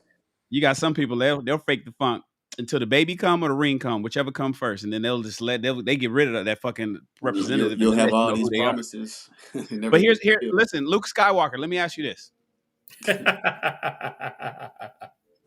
So That was I, not the Luke answer, but go ahead, bro. Go no, no, ahead. I know. I'm just saying, but I know who I'm talking to. So I just want. So I there. So because you said that it matters. It depends on what they did. So there was a girl that I like a lot. Right. I no longer speak with her. Right. I liked her a lot. One of the issues that was pissing me the f off was that whenever she didn't get her way or whenever she was mad about something, she hang up in my face. She hang up in my face on the phone. We be talking. I wish I had my phone here. And if she didn't hear something that she liked, or she didn't like something, or something didn't go right, or whatever, she'd hang up in my face. And I told her, I said, "Listen, don't hang up in my motherfucking face. Don't hang up in my face. If you be quiet, put the phone down and walk away. But don't don't hit end. And next thing I know, you're gone because you mad about something, and it's generally because somebody mad about something that they did. Because I'm rarely wrong, right? So, Right. Right. No, that's right. That's you, right. I'm rarely wrong. So when I'm telling somebody, oftentimes when you're telling somebody about themselves, they don't want to hear that shit. Her recourse was to hang up in my face, and then I told her, I said, "This is a bad behavior." So I get what you're saying, Luke. You saying, listen, certain, some people are just that's just what they are. Doesn't necessarily mean it's a bad. So some people eat food with a fork and then they scrape the fork when they pull it out their mouth with their teeth. That drives some people crazy. Some people chew gum with their mouth open. That drives other people absolutely crazy. But it's not necessarily a bad behavior. But one bad behavior here is where she was hanging up in my face. She hung up in my face one too many times. I cut her off. Now, here's the thing. I liked her a lot, man. I liked the girl a lot. I liked her in a lot of different areas in a lot of different ways, but that drove me nuts. Are you suggesting that is Hey, that a Shannon. behavior that I should overlook? Or is that a Oh, behavior that I should be like, nah, fuck that, no, Shan? that's That's a that's behavior that's not good for a communication relationship or whatever. that's rude. Straight It's straight up and simple. That's rude. that is Hey, rude. Shannon. It is a behavior that's correctable. Like that person can correct it within themselves. But I would have also looked into it and saying, you know what, there's a deeper issue there. Like I'm not going Hey, if you're hey, disrespecting me. Rob, you believe in the good in everybody, bro. I feel you Well, on you that. also didn't let me finish. You also didn't let me finish, Chris, because I No, was no, no, also no, no, no. I'm gonna let you finish. I thought I'm gonna throw that in there. no, because that is something that if it's not a deeper issue, because Colin was saying, is disrespectful as heck. And if that disrespect is there at that level, if y'all face to face or y'all having a relationship later on, that's something to consider. It's like, man, I saw this red flag when you were hanging up on me. But if that's just something like an actual response that could have been corrected and she could have progressed from there, maybe that's something you could have looked into just a little bit longer. I don't know. I don't know at what point you said, you know what, I can't deal with this anymore. I don't know if it was 50 times or if it was two. So, but at a certain point, you have to say that this isn't just your behavior. This is your character, and your character. I can't change your character. Agreed. Agree. So Shan, somebody in the chat said something that I think is very, very true, Hmm. and I'm a highlight it in a way, but I'm also going to not highlight it. So one of the things that I've talked about one of my best friend in relationship, he said if you allow it early on, then you shouldn't be mad about it later on down the line. So if she got upset with you early on and you she hung up on you, but you called back, you now you like Usher, you got it bad, hang up and then you call right back. you know, Hang up and you call right back. You if got it, or got it if you bad when you perpetuate it. miss the bait. Go ahead. Right. No, I'm saying if you allow it to continue and you don't nip it in the bud the very first time, then that's not on her no more. That's on you because you Oh, allowed it. you So, deserve what you tolerate, huh? here's how I do my deal breakers. I will tell you you get one pass, one, uno, singular. And after I tell you, hey, that's a deal breaker for me. And once you do it again, I am done. There's not a second chance. There's not, oh, baby, please forgive me. I told you And this is how I handle it. So I'm But gonna tell she's you. so great in other areas. I mean, everything is just wonderful. She's like she looks like you Oh, like. She has the she physically she's what you want. She talks to you. She rubs you. She fucks you right. I mean, everything is great. Just that when she gets her emotions get the best of her, and so I'm not even gonna let you finish that. One of my deal breakers is abuse, and if you are abusive, that means you lack self control. So you can have all of that. And the way I explain to my deal breakers, and I explain it to them early, I say, hey, listen, the way that I handle my deal breakers is you may do it once, and we'll talk about it, and I'll tell you. But once you do it again, it's over. That's it. Or even if you don't do it, if you do it once, and I haven't told you, that's how I move. I'm gonna tell you in that instance. So I'll give you an example. My ex girlfriend and I, we had been dating for like 4 months. Never got into a disagreement, never got into an argument. Everything, it's still the butterflies. Everything is going well. She goes back to work because she was a traveling, I won't tell you a job. She goes back to work. And then we get into the disagreement. Her voice goes from here to here. I tell people that raising your voice, and I don't mean just like raising your voice like you start off down here and then you start to go here. I don't mean that. No, I mean it's fine. You're yelling. I told her as soon as she did it, I said, "Let me explain to you something about my deal breakers," and I said it in this exact same tone.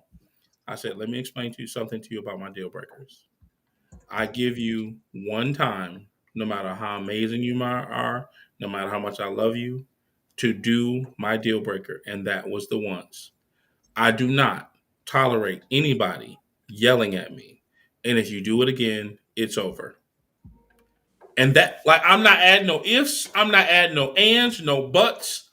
So if you let her hang up on you, you shouldn't have cut her off because you let her keep doing it, and you didn't tell her. Like, and I don't, we no, don't no, really. no, no. You tell them. They say, "Okay, I'm sorry, I won't do it again." And then when they get the best of it, when the emotions get flared up, they do it again. They just forget it. They forget that they So promised I not got to a do question for you, that. Chris. I got a question for you. All How right, Sure. real long quick, does it but take for a person? before you go, Chris, hit the settings and mirror your camera. It's under the video settings. All right, go ahead. Oh, I know, but I unmirrored it. No, you need to. There you go. Keep it like that. Now it's correct. All right, go ahead, Rob. My question is My do eye. you allow a person time to change that habit? Because sometimes it's a habit that can be broken. But if you expect them to change that habit just off of one experience with you, more than likely you might be cutting that person off a little too soon. Take 21 So days. Take 21 days to break a habit. You're not going to have those conversations every day where you're going to have someone who's yelling at you. You might have to remind that person a couple times, hey, no, no, chill your tone. I don't need to remind you that you're an adult. You already are. I don't need to remind you that you need to have your own sense of self control and control your tone of voice. I told you once. I don't. So I give you an example. There was I was dating a young lady, and she told me, don't go in my purse, blah blah blah. I think it's rude, it's disrespectful. I didn't agree with it. We had been, talking for a while, whatever the case was. She told me afterwards, and I disagreed with it. So the next, Disagree with going in her purse? listen. I'm making light of the situation. I disagree with her getting on me. But here's the thing. She said don't do it. Guess what I will never do again? Yeah, I will that's never different go on a though. purse again. That's different though. It's just simple. I Nah, it's different. no Let me no I'm just saying, but Shahi, if I yell at you and like you don't like the word nigga, right?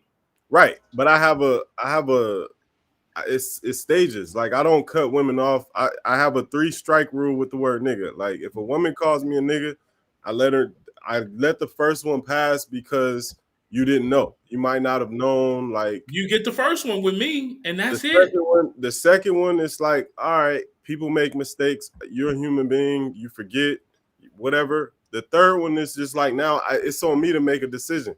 Like I'm counting how much do I like you? How it's the risk, the risk analysis. Like what do I lose if I let her go. You know what I mean? Like I'm not just going, but going in someone's purse is different. That's not a Well, habit.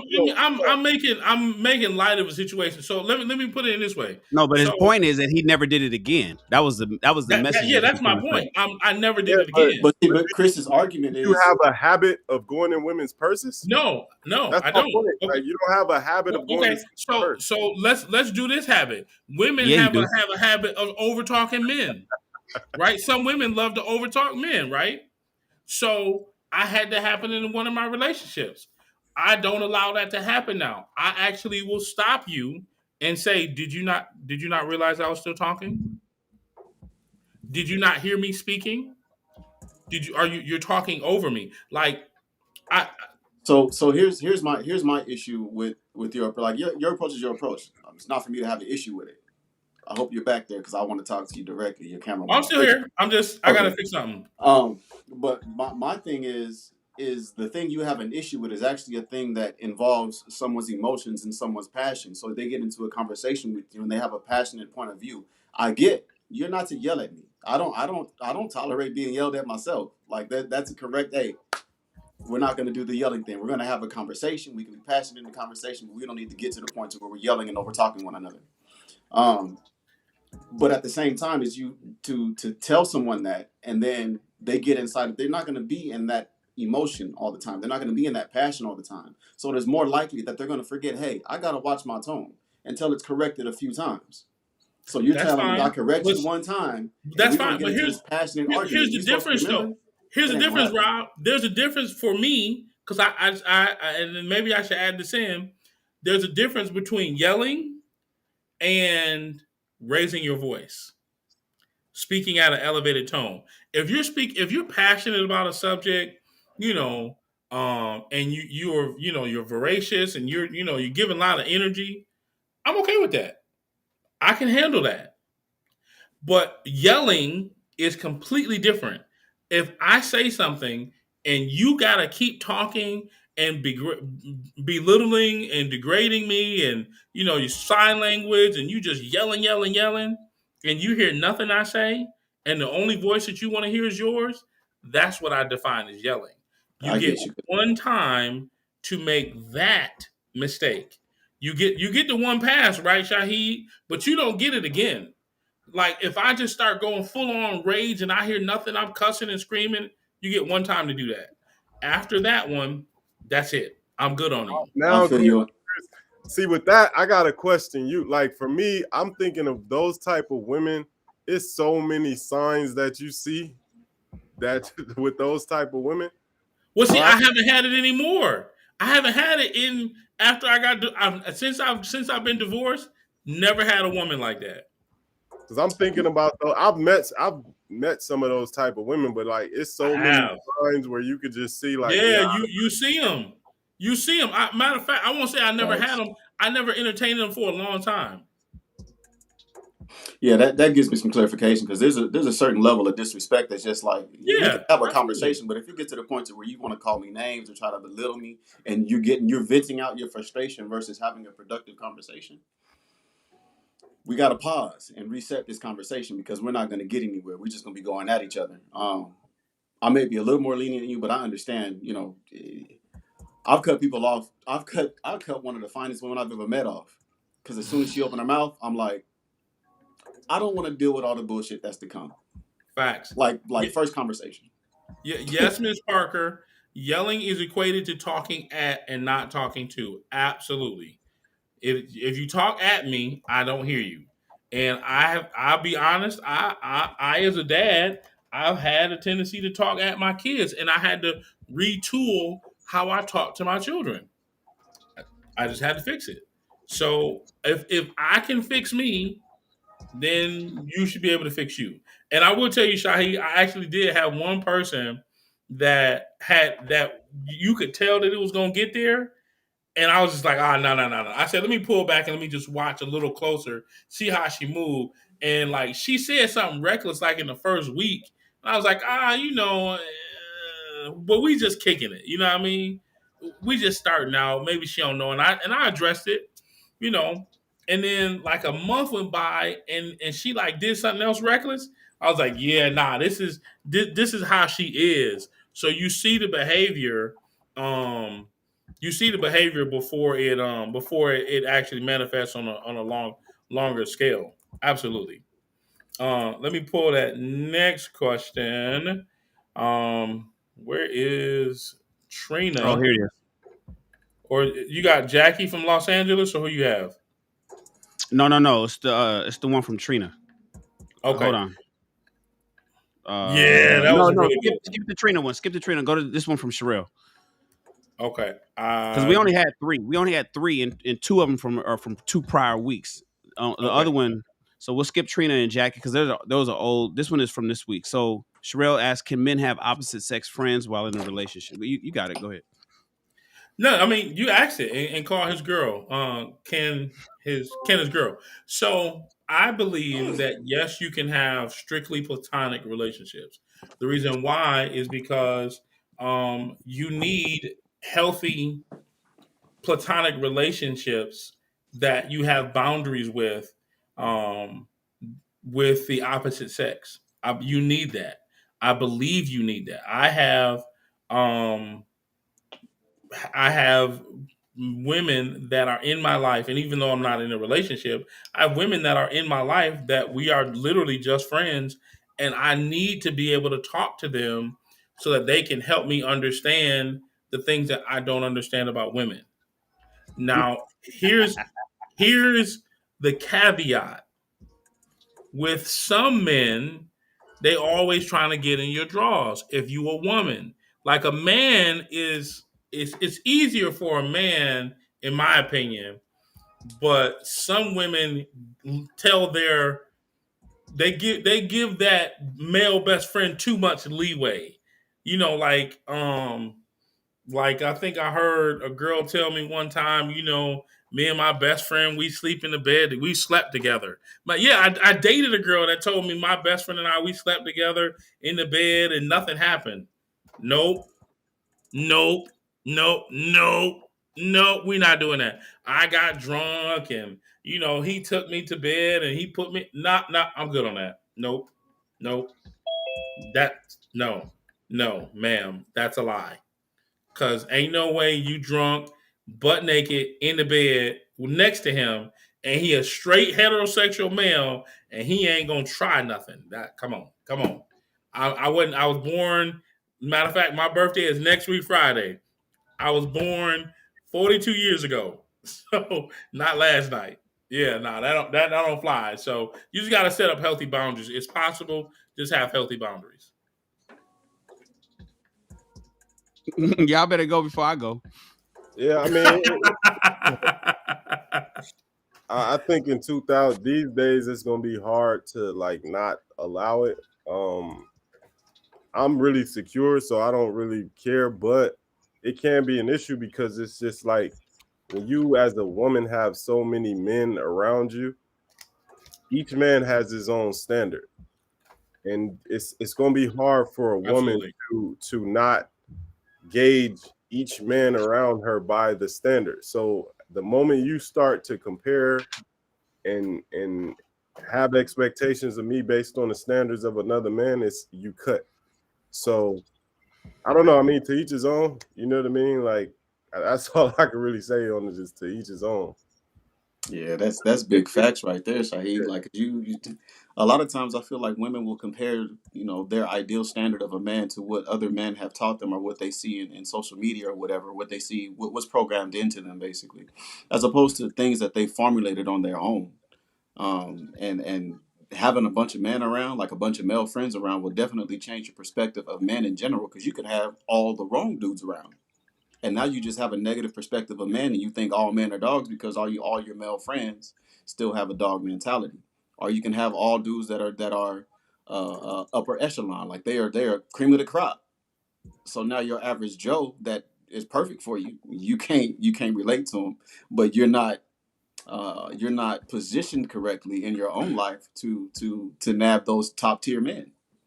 But me personally, I feel like it can be had, but the parameters have to be correct. Like for me, if I'm dating someone and you got old friends, that's all your old guy friends or whatever, you grew up with them, their acquaintances or whatever, those are your friends. Who am I to take the people who have created who you are to be out of your life unless they are someone negative? Um, I find it hard to be like, okay, well, we get together and now all of a sudden we have all these new male friends come along. That's questionable. Like these dudes have no intent to be a platonic friend, more than likely. More than likely, they trying to get some of what you got. On the male perspective, I feel like men deal with temptation all day long. It may be a little bit harder for us just to say, you know what, that's just my friend, but it is possible. I have women who are actually my friends, and we've never done anything. We have close relationships. You Um, wouldn't smash if she gave you an opportunity? there's some that I wouldn't smash if they gave me opportunity. Keyword: there are some like, and there's others that there's some, and honestly, there's some that I thought I wouldn't that I did. You know what I mean? I'm like, nah, we cool. We've been cool since high school, and then we go to the club or whatever, and it's like, well, you know, exactly. But Let I me think just it's it's real possible. It's possible. It's just you have to be mature in who you are and be capable to keep yourself at bay and realize what's happening at any given moment. So real quick, like just to piggyback off of what Rob said, like for me, I look at it from the male perspective of myself. I don't really have female friends, right? And the female friends that I do have that I would probably smash if they gave me an opportunity or whatever, like I might not take that opportunity, but there's someone I would smash. I don't even really hang out with. And the women that I don't want to smash, like, why do I want to? Yeah, we could talk on social media, maybe even a phone conversation, but I don't want to exhaust too much energy on you. It's like, I mean, it might sound shallow or whatever, but I don't really exhaust a lot of energy on women outside of like in a romantic sense, if that makes sense. So like, I don't have a lot of female friends. If a man, to me, if a man is a friend with a woman and it's strictly platonic, she has a great personality. Because other than that, if you got a boring personality and you my platonic friend, you're boring. Like you can't give me any substance. So there's no need for a friendship. Colin, what say you, sir? Can men have friends of the opposite sex? Uh, no, we can have associates. That's even better, actually. That's even better. I agree with that more. You have associates because friends is a more. Yeah, go ahead, Colin. Go ahead. No, that's it. Simple. When I And come I in the think I picture, when I come in the picture for the lady, she can't have any guy friends. Tell them bye. I'm here now. Tell them bye. I like the So associates part Colin That's is too. a tough, Friends is solid Colin. an no. intimate thing for me. Colin is a solid no. He said associates, but Collins is like, fuck that. Fuck them niggas. You got me.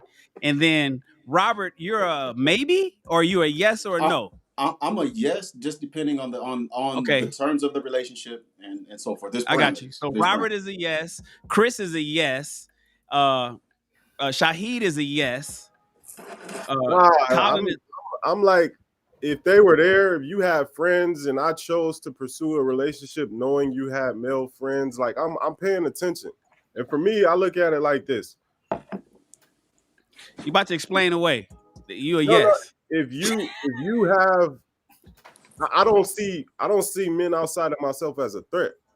So Okay, it's so just you like said yes. yes, So I don't really all right, no problem, no problem. Just put your lightsaber down. It's cool. You a yes. You cool. Shan about to say if they got male friends, they fucking. That's what Shan finna say. No, I'm not. No, that's not. That's ridiculous to believe that. I mean, but I'm curious what Wes believes. Wes, do you believe that men, you in a relationship, monogamous, committed relationship with a woman, man? Can she have male friends of the opposite sex? And can you have women friends of the, can you have women friends, Wes? Right. So I've been down this road. Certainly haven't been a man with women friends, and the place that I've evolved to now, because I absolutely felt like these people were in my life, I should be able to maintain those relationships. Um, I do believe that the woman should be able to, I can't erase people that have been in her life and whatever that relationship is. However, what I know what I would do with my own relationships is I will no longer be accessible. And likewise, I think that the woman should no longer be accessible. We should be each other's best friend. That's not that to say that she can't have her friends that her girlfriends that she communicates with, but generally speaking, um, there's no need for even myself to engage with women in a way that I did prior to this relationship. Even my lifelong friends, even it's like with my boys, with some of my friends, we're like brothers, and once they've gotten married, our relationship has kind of taken a back seat to everything else in their life, and that includes our communication. The moment we see each other, it's all love, and we back to square one. But so that's where I'm at. But I would absolutely lead in that regard. I But you, wouldn't. but so you saying no? You gave a long, you said no, but then you open it up with, yeah, but I'm not erasing no friend. I'm not erasing nobody. So are I'm you a saying yes or no? what I'm saying. She could keep. You can't change her friend. Her friends are her friends. Right. And so Communication though and is the thing that should change. he calls all the time. You ain't tripping, right? All right, look, Shan And she added new. answers, Shan and she added new. answers every time he calls, right? So Yeah. you ain't tripping. Yeah. Shan It's a added new caveats to it. So No, no, it's not because you no guys are Shan, trying hold to give on, all this Shan, word Shan, salad hold and on. explain shit away. Fuck all of that. She got her Shan, homie. hold on. It's not necessarily a caveat he's adding. These are just dynamics y'all didn't consider. So that's why I Yeah. say that's why I squash it. Cause it's just like if I see something smoldering just a little bit, it's just like, oh, it's just a little smoke. It can turn to a fire later on. So it's just like, why even play with it, stuff it out? Yeah, he That's how been I am. So calling. it's just like right. I'm here now. because the Everybody clear because it the out. person that you know and fell in love with was helped develop by this person. Now, if this person can't come to the barbecue and kick it in my face to face, that's one thing. But those people that you guys are talking about are also people who helped develop the woman that you fall in love with. So if you kick them out their life, their development Boy, is Luke Thank dashed. you, Skywalker. thank you, Luke, thank you so much for the development For you putting it did. right in I'll the take zone it. where I I'll take needed it it to from be. I here. got it from here. I got it from here. Thank you so So, Luke much. Robert, did you Skywalker, say if boy. you kick them out their life, their development stops? Did I hear you say No, I'm that? saying if you kick them out their life, the development that they had up to that point, the contribution that that person has is over with. They can no longer contribute. So let me guess, Which Colin, you the guy when you out to dinner and a random guy comes and hugs your girl from high school. You asking who that was in the car? Shahid, that wouldn't happen. No. Colin she saying, ain't "Hey, gonna hold on. buddy, Like she come ain't and sit gonna. down with us. I'll buy your meal. Come on." No, Shahid, Colin's not saying that. That's what Oh, y'all that's not saying. That's Colin. Robert. That's not Colin at all. Colin, Colin Oh, ain't no, saying that. I'm That's sorry. what y'all. That's That's what you Robert. Right? saying, Chris. Robert inviting them to dinner. that wouldn't happen No, because Chris, you were inviting him to dinner. my courting I'm game is not. significant. My courting game is on par, so it's like I find all that out before it gets to the point of being serious. So that's why I said that wouldn't happen. Let me circle this back to Wes. Wesley, you ain't off the hook. I'm asking you. Said you. I hear what you're saying. I heard everything you said, but I'm simply saying you saying you can't. He's called. She's been talking to him. They talk all the time. They used to hang out, but maybe they don't hang out as much because you're here. But they on the phone all the. She steps in the house, honey, I'm home, but he on the phone. No, that's not happening. But wait. That's what you. So which one is it, Wes? No, First I'm you said saying. So all I'm saying is she don't have to know. She if she considers him her friend, then that mhm. is what it is. He's your friend. Now he's your friend from a distance. That's what it is. Is she answering the phone, or are you telling her, hey, you know what? I don't feel comfortable with you talking to him. You need to kind of like kick back on it. Tell him to stop calling so much. Are See, you he's not saying gonna be that? calling. He not gonna be calling. See, all of that's gonna be handled. I'm with Colin on this. All of that's gonna be handled very Okay, well, early I'm in just the saying because court. that's not how you open it up, and I'm pushing everybody. I'm organizing everybody properly on the screen here, based on the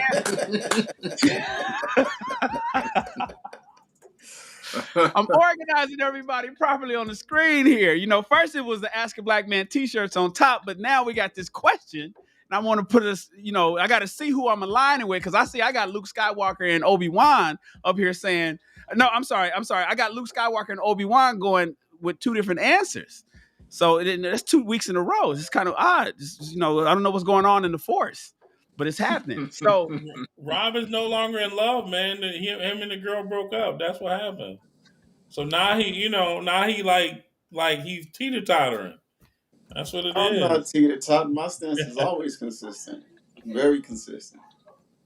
got it. Listen, no, no, Sherelle. Can men have opposite sex friends? I'm with Steve Harvey. No. That's While in a funny. relationship, no. Fuck that. For what? For what? Friends? Business? See, the thing is, I'm an entrepreneur, so there's going to be a lot of female and male people, but it's usually has to do some sort of business. But in terms of just friends, that's an issue with me. And you won't see me having a whole bunch of women friends, talking to them and confiding in them and communicating and telling them how my Right. day went and talking to them about movies and telling them about the new Matrix movie that just came out and going over the scenes. I'm not talking to her about what Megan Good just did. I'm talking to you about all of those things. If you my woman, you're supposed to be my sanctuary. And so I'm coming to you to have those kind of conversations. If I see that you having those conversations with another man, that's going to be an issue. I know women will have that issue. I asked women one time, I did a survey. I was like, listen, fellas. No, I asked women, I said, would you be more upset if your man had sex with another woman or if he went on a cruise with another woman and you never went on a cruise with him yet? All the women was like, you can fuck her, but don't go on that cruise. Because going on the cruise means that you got their mind. See, friends sometimes have some people's minds. And unfortunately, ladies, because you guys operate from the planet Venus and you guys do so much through your emotions, that friendship shit, that emotions will have your panties down at your ankles. Those emotions will cause you to do something that you ain't got no business Mm. doing. So I don't even want to put the temptation in Mm. front of you. See, there's temptation.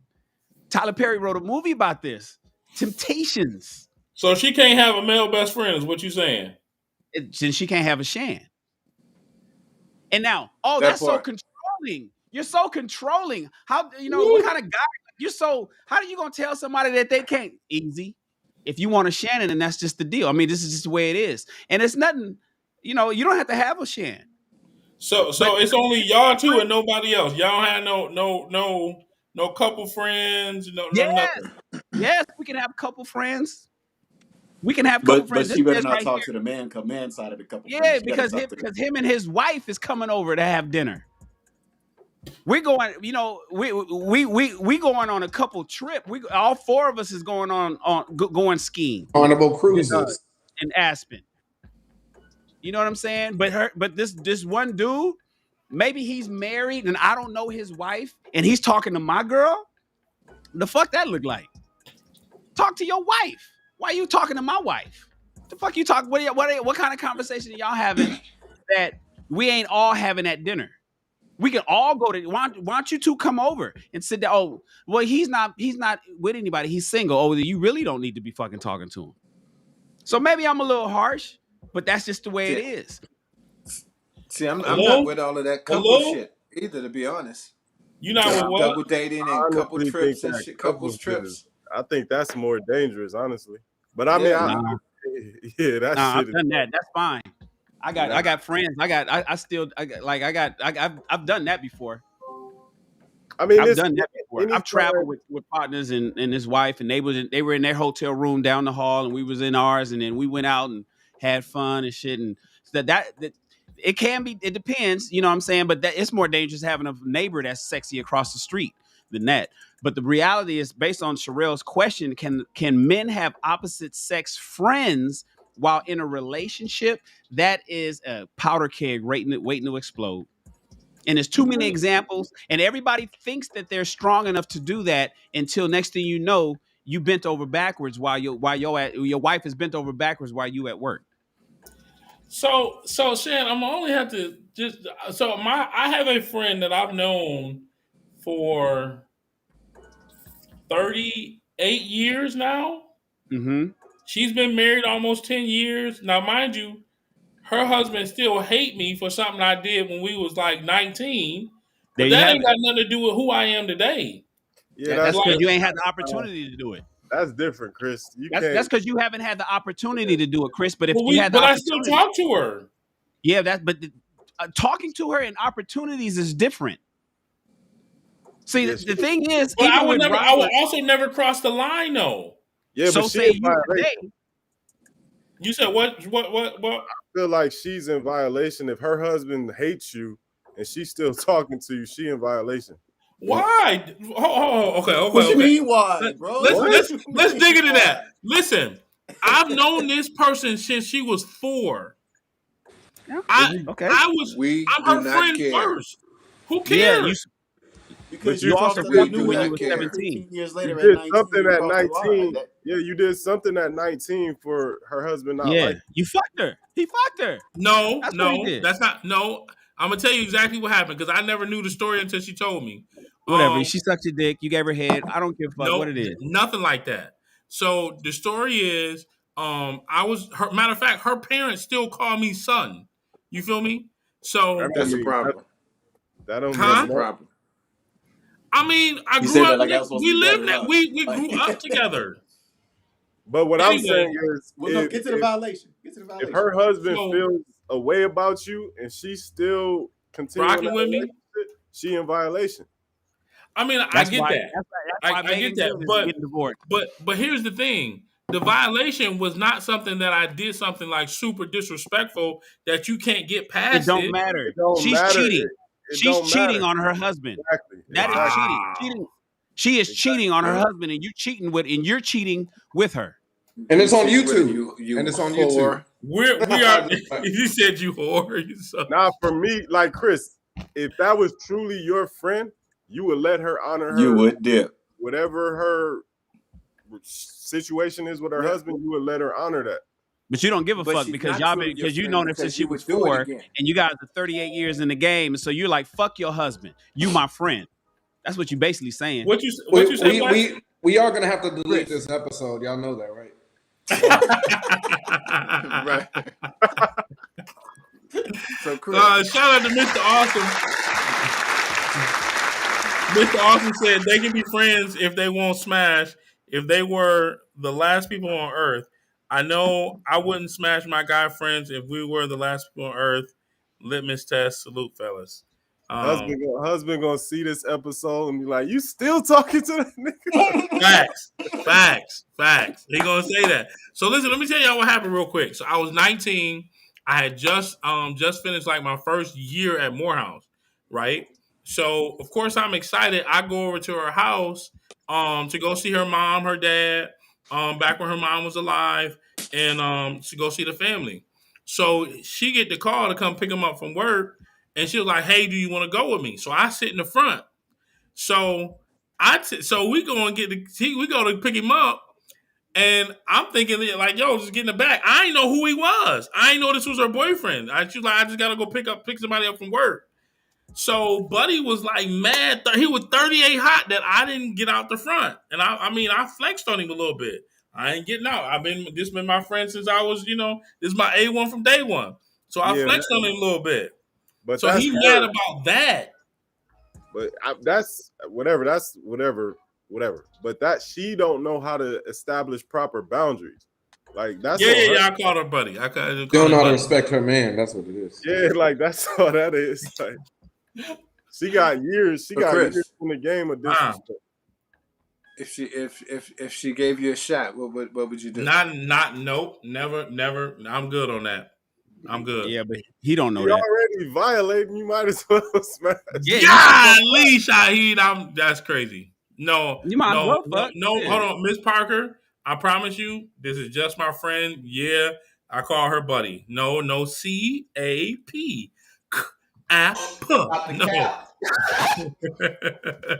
No. No, real talk. That's definitely still my friend. I mean, now I know that she disrespected her husband. I always encourage her to do right. But at the same time, you can't encourage her to do right. Hold on. The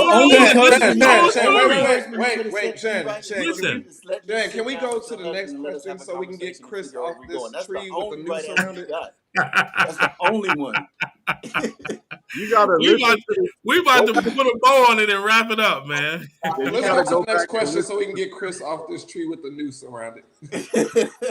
Ain't Nigga nobody hanging keeping himself. secrets. He is digging his own grave and hanging himself. Talking about I encourage her And to he always digging do right. hers at the same time. Yeah. You said what Wes? And you digging hers at the same time. Hey, um, hey. Yeah, man. Listen, fellas, I get it. I get like, you can't erase somebody's homies. That's the person's day one. From a guy, since this is Ask a Black Man anything, and from a male standpoint, men know men, and we know see, another thing is take this into consideration. The women that I fall for, the women that I date, they're physically, everybody want fuck. Everybody want fuck. I already know it. I already know that they look at them sexually because they're fine. So I got to take that into consideration. And Mm. so now that you with somebody that everybody wants to smash. She got homies. You got a bad one that's great mentally and she's smart and she's all these wonderful things and she's fine and she got a friend. The fuck you got a friend for? Now, part of that, the way that sounds is like, oh, Shan, you insecure. See, that's where Shaheed comes in. Say Shaheed is solid with himself. I get it. It's not so much about me. See, this is the part that I used to think when I used to be a little pompous. When I was, okay, let me do this. When I was Shaheed age, I said the same shit. 20 years ago, I was like, oh man, I'm solid with me. What the fuck? You gonna cheat on this? You gonna fuck all of this up? You ain't that stupid. People are that stupid. They are that. I've discovered 20 years later, damn, people are that stupid. People they will risk it all. They will risk it and you would be like, why did you do that? And they can't even answer. Like, I have no fucking idea. People make bad mistakes, women in particular, because they don't use mathematics like 1+1. They use this weird math where 1+1=6. It doesn't add up. And a lot of it is because they make emotional decisions, and those emotional decisions sometimes has their panties off. I don't know, man. I think if a person is gonna cheat, they're gonna do it anyway. I used to live in Salt Lake City, Utah, and I was with somebody when I was out there. Every time I come to California, she would get insecure. You going back to California? You got all your people out there. You're gonna be out there dealing with people. She would get insecure about me coming to Cali. I'm like, if I'm gonna cheat, I don't have to go to California and cheat. I'm in Salt Lake City, Utah. There's plenty of white women that ain't seen nobody like me. You know what I mean? Like there's plenty of opportunity to cheat wherever you gonna cheat at. So having someone who has a friend does not, to me, does not suggest that they are more likely to end up sleeping with somebody. They gonna cheat regardless. It may hurt more because you feel like that's supposed to be your friend. You ain't supposed to cheat with him. But if that person is going to cheat, they gonna cheat. It don't matter where they at. It don't matter who their friends are. If that's in them, that's what's gonna happen. So I you believe everybody that has murdered somebody is capable of just murder naturally. You believe that people that have gotten high or taken drugs and became strung out on something, well, they were always prone to that anyway. That was just part of their character. It's not that they were encouraged or they made a mistake.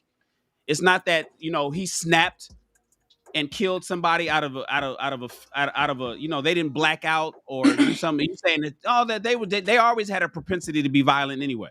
Man, I believe that circumstances arrive everywhere. I almost got in a fight over fucking Chick-fil-A chicken, dog. Like maybe about 3 months ago. No, so Over say for fucking instance Chick-fil-A but chicken. say for instance that Chick-fil-A fight would have gone to fisticuffs, right? Hmm. And then later on, you're not gonna say, what the fuck was I doing fighting over chicken? Yeah, You're gonna definitely. say, should we say, nah, that nigga Robert, he the kind of nigga that'll fight over chicken anyway. That's just him. No, but I'm saying like what I'm saying is that scenario, whether or not what because I see what you're saying. You're like, well, if you're putting yourself in a scenario where it's more likely to happen, it's more likely to Shit happen. happens. Yeah, I'm But saying basically shit happens and it sometimes it's completely antithetical to your nature, but because the way the human psyche works, sometimes, especially with dopamine hits, and sometimes in the way our decision making operates, we'll do stuff that is completely not us. and ruin something that we know we shouldn't be even playing with based on the circumstance that we were put in. And so what happens is, don't remove the circumstance and you're safe. But I think what you're saying is, the circumstance or not, if that's in you, that's in you, and it's going to happen. What I'm saying is circumstance is always going to be there. So we can remove a person, we can remove the friendship, but circumstance is always going to be there. They can go to Walmart and somebody just happened to have the gift of gab, and they can talk somebody out their panties. That dopamine's still going to kick in. They still look good. They wearing their gray sweats. They look good. They a bald dude with nice beard and all that. It's right up her alley what she wants. That dopamine's still going to kick in. That opportunity and that circumstance is still going to be there. And that's not even going to be the friend. That's going to be somebody. And I meant to say oxytocin, but go ahead. Yeah, hormones. They all going to kick in. Yeah. They all going to kick in no matter what. The circumstances will arise anyway. And if that person has it in them, the familiarity with a friend, I get the familiarity, that fucking word, may also play a factor into it. But if the circumstances arise, they still have the opportunity, whether or not it's a friend or somebody they ran into the same day. We all know somebody who had that same scenario. Him and his woman had they piff or whatever, and then right away somebody came and hit her up, and she went and did what she had to do, did what she wanted to do.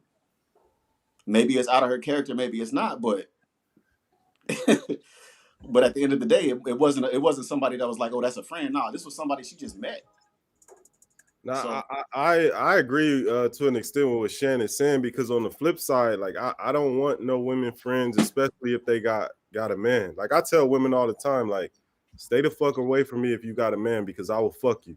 And it's like because I don't have, especially if I don't know the dude and I don't like have a certain level of respect for him. I mean, not at this age. I'm going on 34 years old, but at, when I was younger, it's just like, yo, I don't have to respect that man. You do. So stay the fuck from around me, because I'm not moving in a space where I'm thinking about your man. And I know the type of energy that I possess. You will have your pennies around your ankles. So it's just like, stay the fuck from around me. So I get it 100%. Saeed, can I challenge that really quick? Go ahead. No, you can't. No, you can't. No, I was just saying, go ahead. Hey, Colin said, you know I'm gone. I know he was playing. All right, go ahead.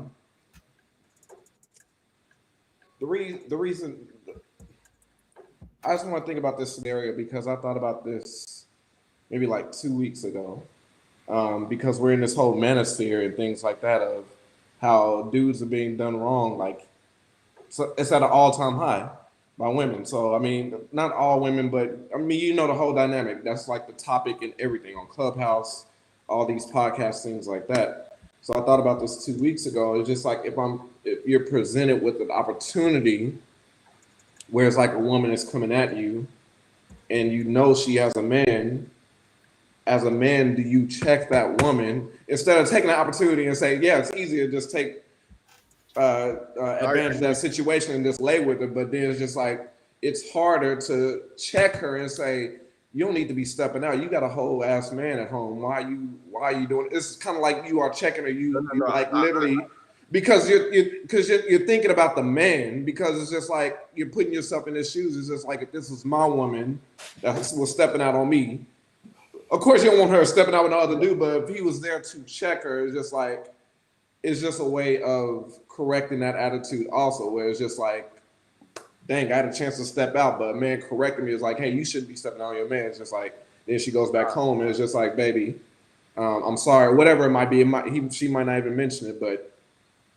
No, I get that 100%. When I was younger and immature, I used to like think of excuses on why it was okay. Like I used to think like, well, maybe he's abusing her and I'm her escape. And maybe I used to make every excuse under the sun why it was okay for me to do it, because I'm just as responsible in that situation. If I knowingly engage with a woman knowing she has a man, I feel responsible for that.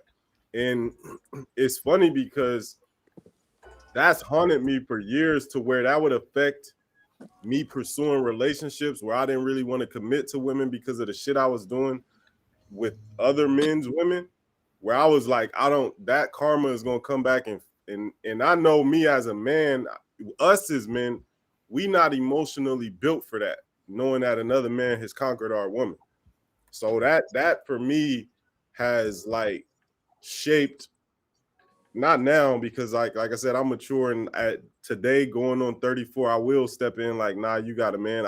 Because especially now, niggas is killing people for the they women. So That's like different. I That's back in think Bible days. And the no, reason go ahead, Shai. Go ahead. I think back like it was bad for me when I was younger in my mid-20s. I think back like at 33 today, like yo dumbass was in that man's home. He could have came into his home and blew your fucking head off and would have been right. You know what I mean? So like now I definitely I get what you're saying 100%. I don't move in that space no Because more. the main thing that stuck out to me in your statement was I didn't have to respect that dude, and I think that's what we should do Right. as men: respect other dudes. Because if we do that, that's a way of stopping that kind of behavior. Also, there's many things that can be done to stop what's going on in the black community, but that could be one of the things that stops it. It's just like if men are literally kicking their women back, like you need to go back to your old boyfriend, you need to go back to your husband. Why are you over here talking to me? You need to. It's just a way of hold them accountable. Also, it could be Yeah, reversed the now other way. It could be reversed the other I, I, sex def- also. I definitely move in a different space now to where like I even look back and kind of, I mean, I won't say I regret it because like every decision I made when I was younger has shaped me into the man I am today. But like I used to really think that shit was cool, like to conquer another man's woman. That shit used to be like I used to get off on that, but now it's just like I definitely, if I could go back in time, I would definitely not move in that space no more. I know people that had that same mentality where they don't even want to sleep with a woman if she's not already with somebody else. And to me, That's crazy. that's far out. There was a It's comment though that Miss Parker back to the basics said. She said if opportunity controls your loyalty, then you wasn't loyal to begin with. And that's my whole basic thing. Like because they have the opportunity to sleep with their friend, if that's what created their if sleeping with their friend is what creates the opportunity for them to be disloyal, then they already wasn't disloyal. You take that away, they still gonna be disloyal. Either way, it's the character of who you are. Temptation always gonna be there. Y'all know temptation is always gonna be there. It's a matter of who you are. All right. what we got next. That was a good conversation. Well, we only got 12 minutes left till we end, or we can bring in a question, or we could just table it to next week. It's up to y'all. I said I we. think we I'm No, for because really, tabling it. really, actually, I take that back. Right now, we're supposed to be in the segment where we either let somebody come up and put one of us in the hot seat, or we ask a question from the chat. So no, we don't have any time for any more Ask a Black. We're out of the AABMA segment. Now we're into uh, uh, a hot seat. If nobody comes up with a hot seat question that wants to ask one of us a question and put one of us in the hot seat, then we can ask a question from the chat. Whichever is the quickest ending, I'm gonna vote for that one. Well, since nobody's cammed up, ladies and gentlemen, if you guys have, oh, we didn't, oh, I never dropped the damn link. Hold on 1 second. Here, I'm gonna drop the link. That's the link. If you'd like to come up and ask one of us a question and put us in the hot seat, I just put the link in the chat. So come on up. Other than that, if you guys have a question from the chat and you want us to do a quick speed round on answering your question, hit us in the chat, and then Chris will pick one, and then we'll go from there. one question, not 17. If you pop up. Hey, drink. The link is in the comments, my good friend. Snuggles. We'll work this out a little better. We're gonna get our timing together, you guys. We working on our timing because we could talk. But go ahead. Do you have it in front of you where you can announce the segments the way it's going to flow from here on out? Yes, we actually do. We just went a little long Mm. with Yeah. Let's with, announce it with to the the noose audience so they around my know what to neck. expect. Let's announce it to I them so knew they know what to we expect. should do that. We should have like a time. You're like, okay, well, it's such time, so here's what we're doing. Because if we're gonna, but you know what, it'll be better. We're probably not doing it because we're still on the 6:15 start time. So on the first Thursday of the new year is where we start at 7 o'clock, and we're gonna end at 9 o'clock, which is Pacific Standard. So we'll be like, okay, cool. Well, guys, it's 8:30, and so let's go into our hot seat. And okay, guys, it's 8:45. Let's do our ask a question from the chat, and then we'll do it like that. But it'll be easier to do once we start at the top of the hour and end at the top of the hour 2 hours later. Somebody in the comments giving interracial dating advice. Sure are. Sure is. The question that I saw, now I gotta go back and find it. I think it's to you, Shan. Why haven't we gone to lunch yet? What? That was from hold, hold on. Back to the Miss Parker. basics. Okay. Back to the basics, Miss Parker. Miss Parker. She You been know shooting why, that. Miss Parker? Hi, She, Miss Parker. she been We shooting ain't that. gonna let me. I'm Who surprised is y'all she? picked it up. She been shooting that Shan the whole show. Man, I pay attention. Shan say nobody paying attention to her, but that's Shan. That's Shan. She calls Shan Zaddy and everything. I saw Ain't that. nobody. I saw that. That's I'm because like, that's what everybody Zaddy? calls me. That's because I wear a T-shirt that says Zaddy. So that ain't nothing special. Miss Parker ain't checking for me. Y'all be acting like people be Do y'all checking for see how old man Shan Shan. She deflects? talking about lunch Ain't right nobody now. checking for old man Shan. Everybody wants Wes. No, you Let's know keep what, it Miss 100. Parker? Look up Shan's address and go make him a meal, and he'll let you drive his car. And if you run out of gas, he'll come and save you. Mm. He ain't saving you. He's He'll saving come his save car. you. He's saving his car. That's fine. He gonna still come save you. No, baby, take my Look, Cadillac back to the it is car, another thing. So baby. even still, like, let me be clear. I don't have women friends. I don't have women. See, women be wanting to be friends. And I'm like, yo, we could go out with this one. Women be wanting to have friends. I'm not friends with women. Yeah, I'm I'm not not friend. friends. I'm single. I am single. I am available, and we ain't going to lunch to just chop it up. I ain't going to lunch just so we can Shan, talk. Shan said I'm we just gotta go saying. to dinner after 8 o'clock, so you know what it is. You know, you talk about dating with a purpose. I go to lunch with a purpose. So I'm just Yeah, I don't even do lunch. Lunch is like friend stuff. I'm like, nah, we can go to dinner. I don't do coffee. see. I'm saying, and Miss Parker's a cutie. She's a cutie. So you know, I don't. If she looking to just be the homie, We got the you super know, chat. We got a Miss super chat Parker. from Mr. Awesome. Oh, that's my man. He always blessing us. What did he say this time? Shan Says, got I the What no happened to game game. Right.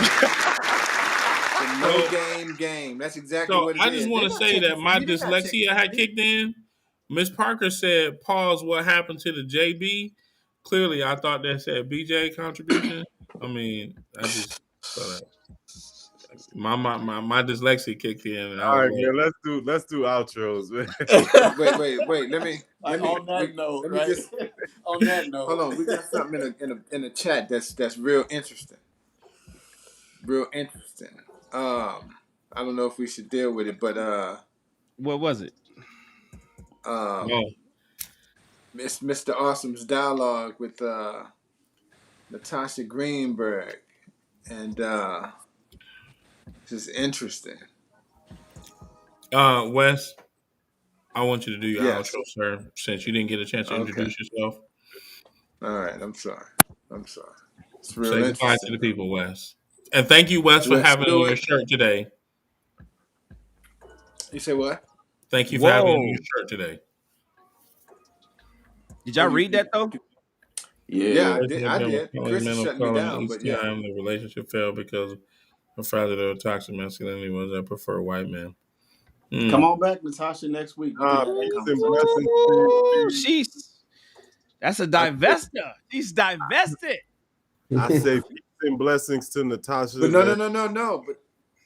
But Leo, but Mr. Awesome asked her if she's ever had therapy to like basically what's the issue with you picking toxic people, And she said, and have you had therapy for it? Something to that effect.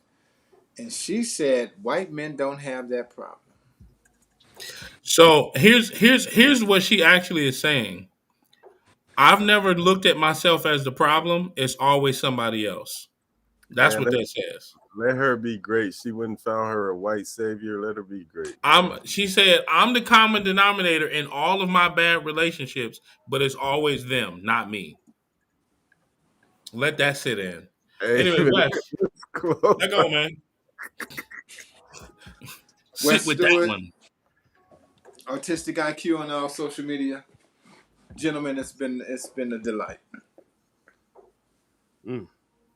Damn, I hate that we hanging up. I wanted to deep dive into that. I'm To saying get it. though, I'm like, yo, I know, but we as a group, come back next week, Natasha. yeah. Camera Chris is out. sticking to the script. She here every week. Chris, I Chris got is 30, sticking. I got 30 minutes. I got 30 minutes if we want to do that. Chris is What sticking is to she the gonna? Is she script. gonna come up or what? No. Because Listen, I don't wanna give it undue justice on time. I want to be able to like let it marinate, let it sit in, let us deal with it the way it should be dealt with. Um, and I mean, she'll be here next week because she's here every week. So I mean, well, I think this is the first time seeing Greenberg. But Natasha, DM us on Instagram. Ask a black man anything so we can invite you back up next week. Send you the link directly. Colin, because I'm gonna start with the fact that she's been with countless brothers. Yeah, that's crazy. Like,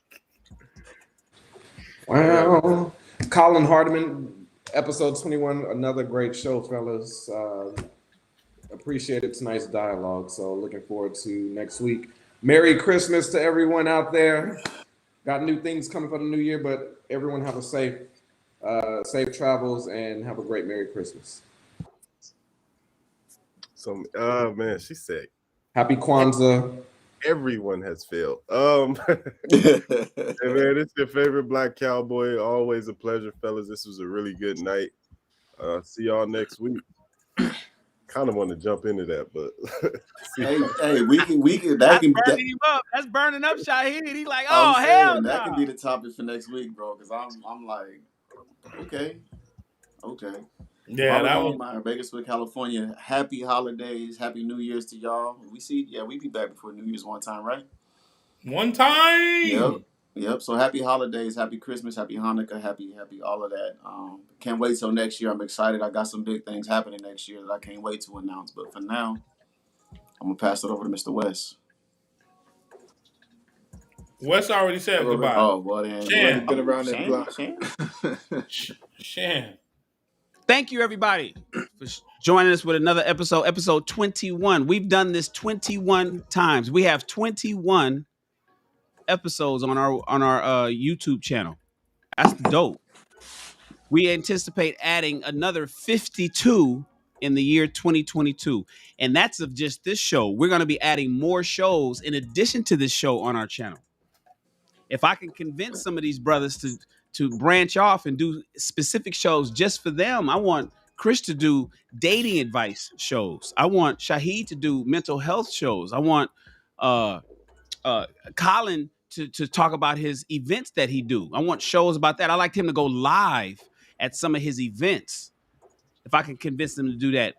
Wes is a film director and photographer in Los Angeles. I want to jump on some of Wes's shows live. If we could just convince these brothers to do that, that'd be really, really amazing.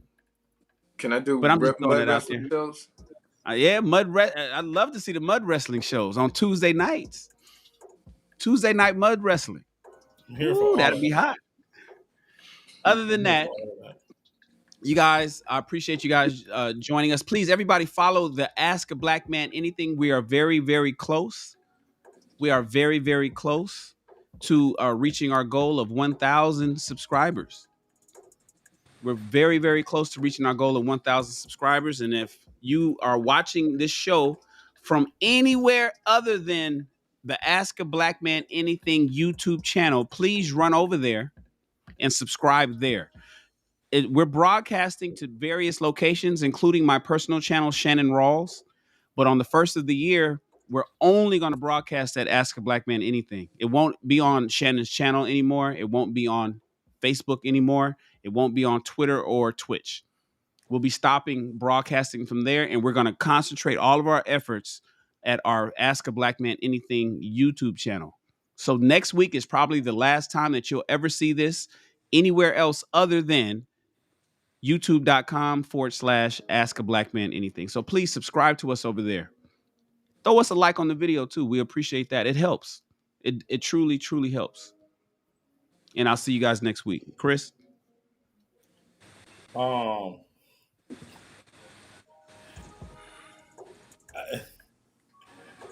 I am Natasha. Please send me a DM. Man, you got to put Instagram, put that so that we can bring you back next week.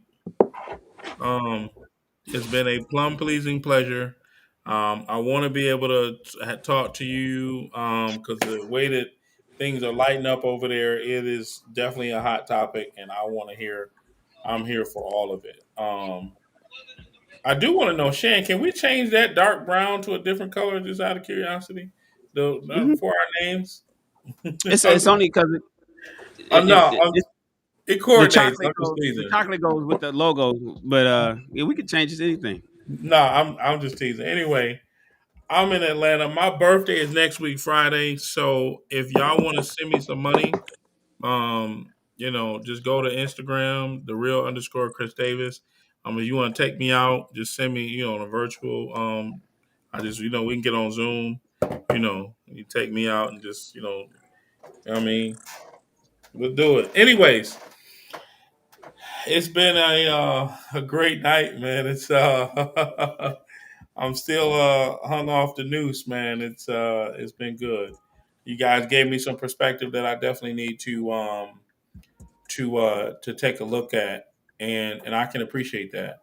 I am, as always, I am honored that you guys are here with us, listening, chatting, talking. And I'm also honored that you guys have stuck around to see this vision come to fruition. And as Shan said, we are literally a rock's throw away from where we want to be with our show. And I can only imagine that we are going up from there. So again, Chris Davis in Atlanta by way of Buffalo, New York. I'm an author. If you want to pay me to coach you, I guess I got to come up with a curriculum.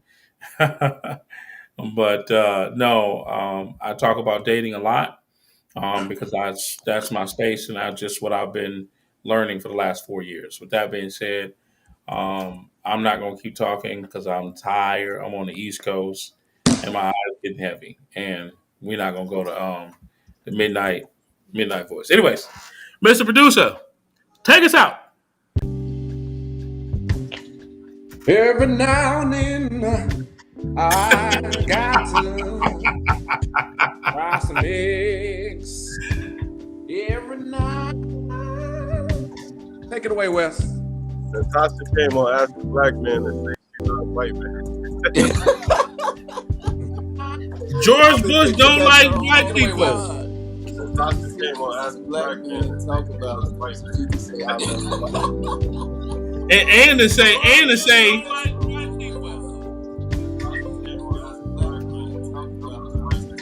their fault.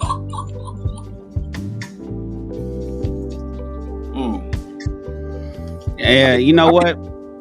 I mean, it's, I get it. I get where people divest, and women are like, you know what? I'm done with black men, and some black men are like, man, I'm done with black women. I get it. I get where people divest. Wes, and women. I'm gonna mute you, Wes. You always got how are you the producer and the film director? You always got the most technical difficulty. That is a really good question.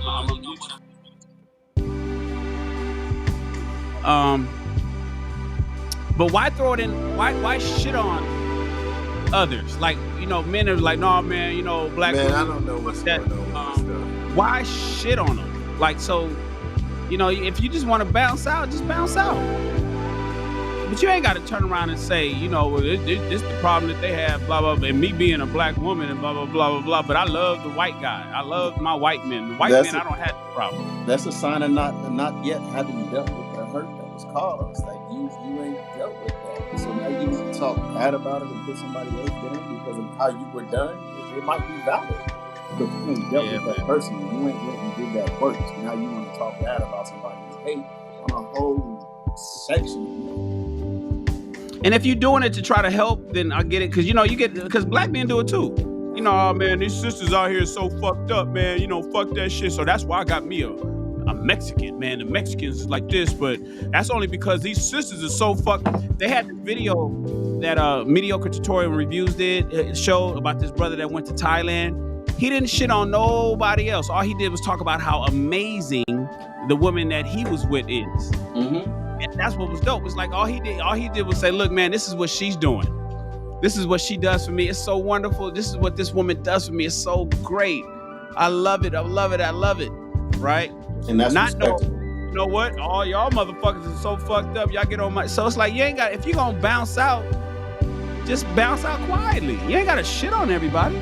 But the thing is, you shit on everybody and turn around and say that this whole section of men don't have issues as if they don't have issues.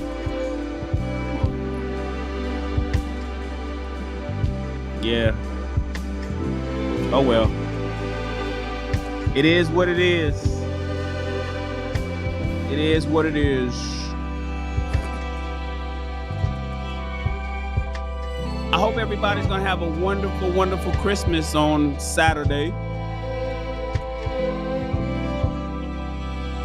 Just upgraded all my kids to iPhone 13, man. That gets into me. You know what? Thank you, brother. Somebody told me that the iPhone 13 camera is amazing. And I was like, dog, how can it get much better? They about to have better phones than me, man. It cannot get much better. But they said it is actually way better.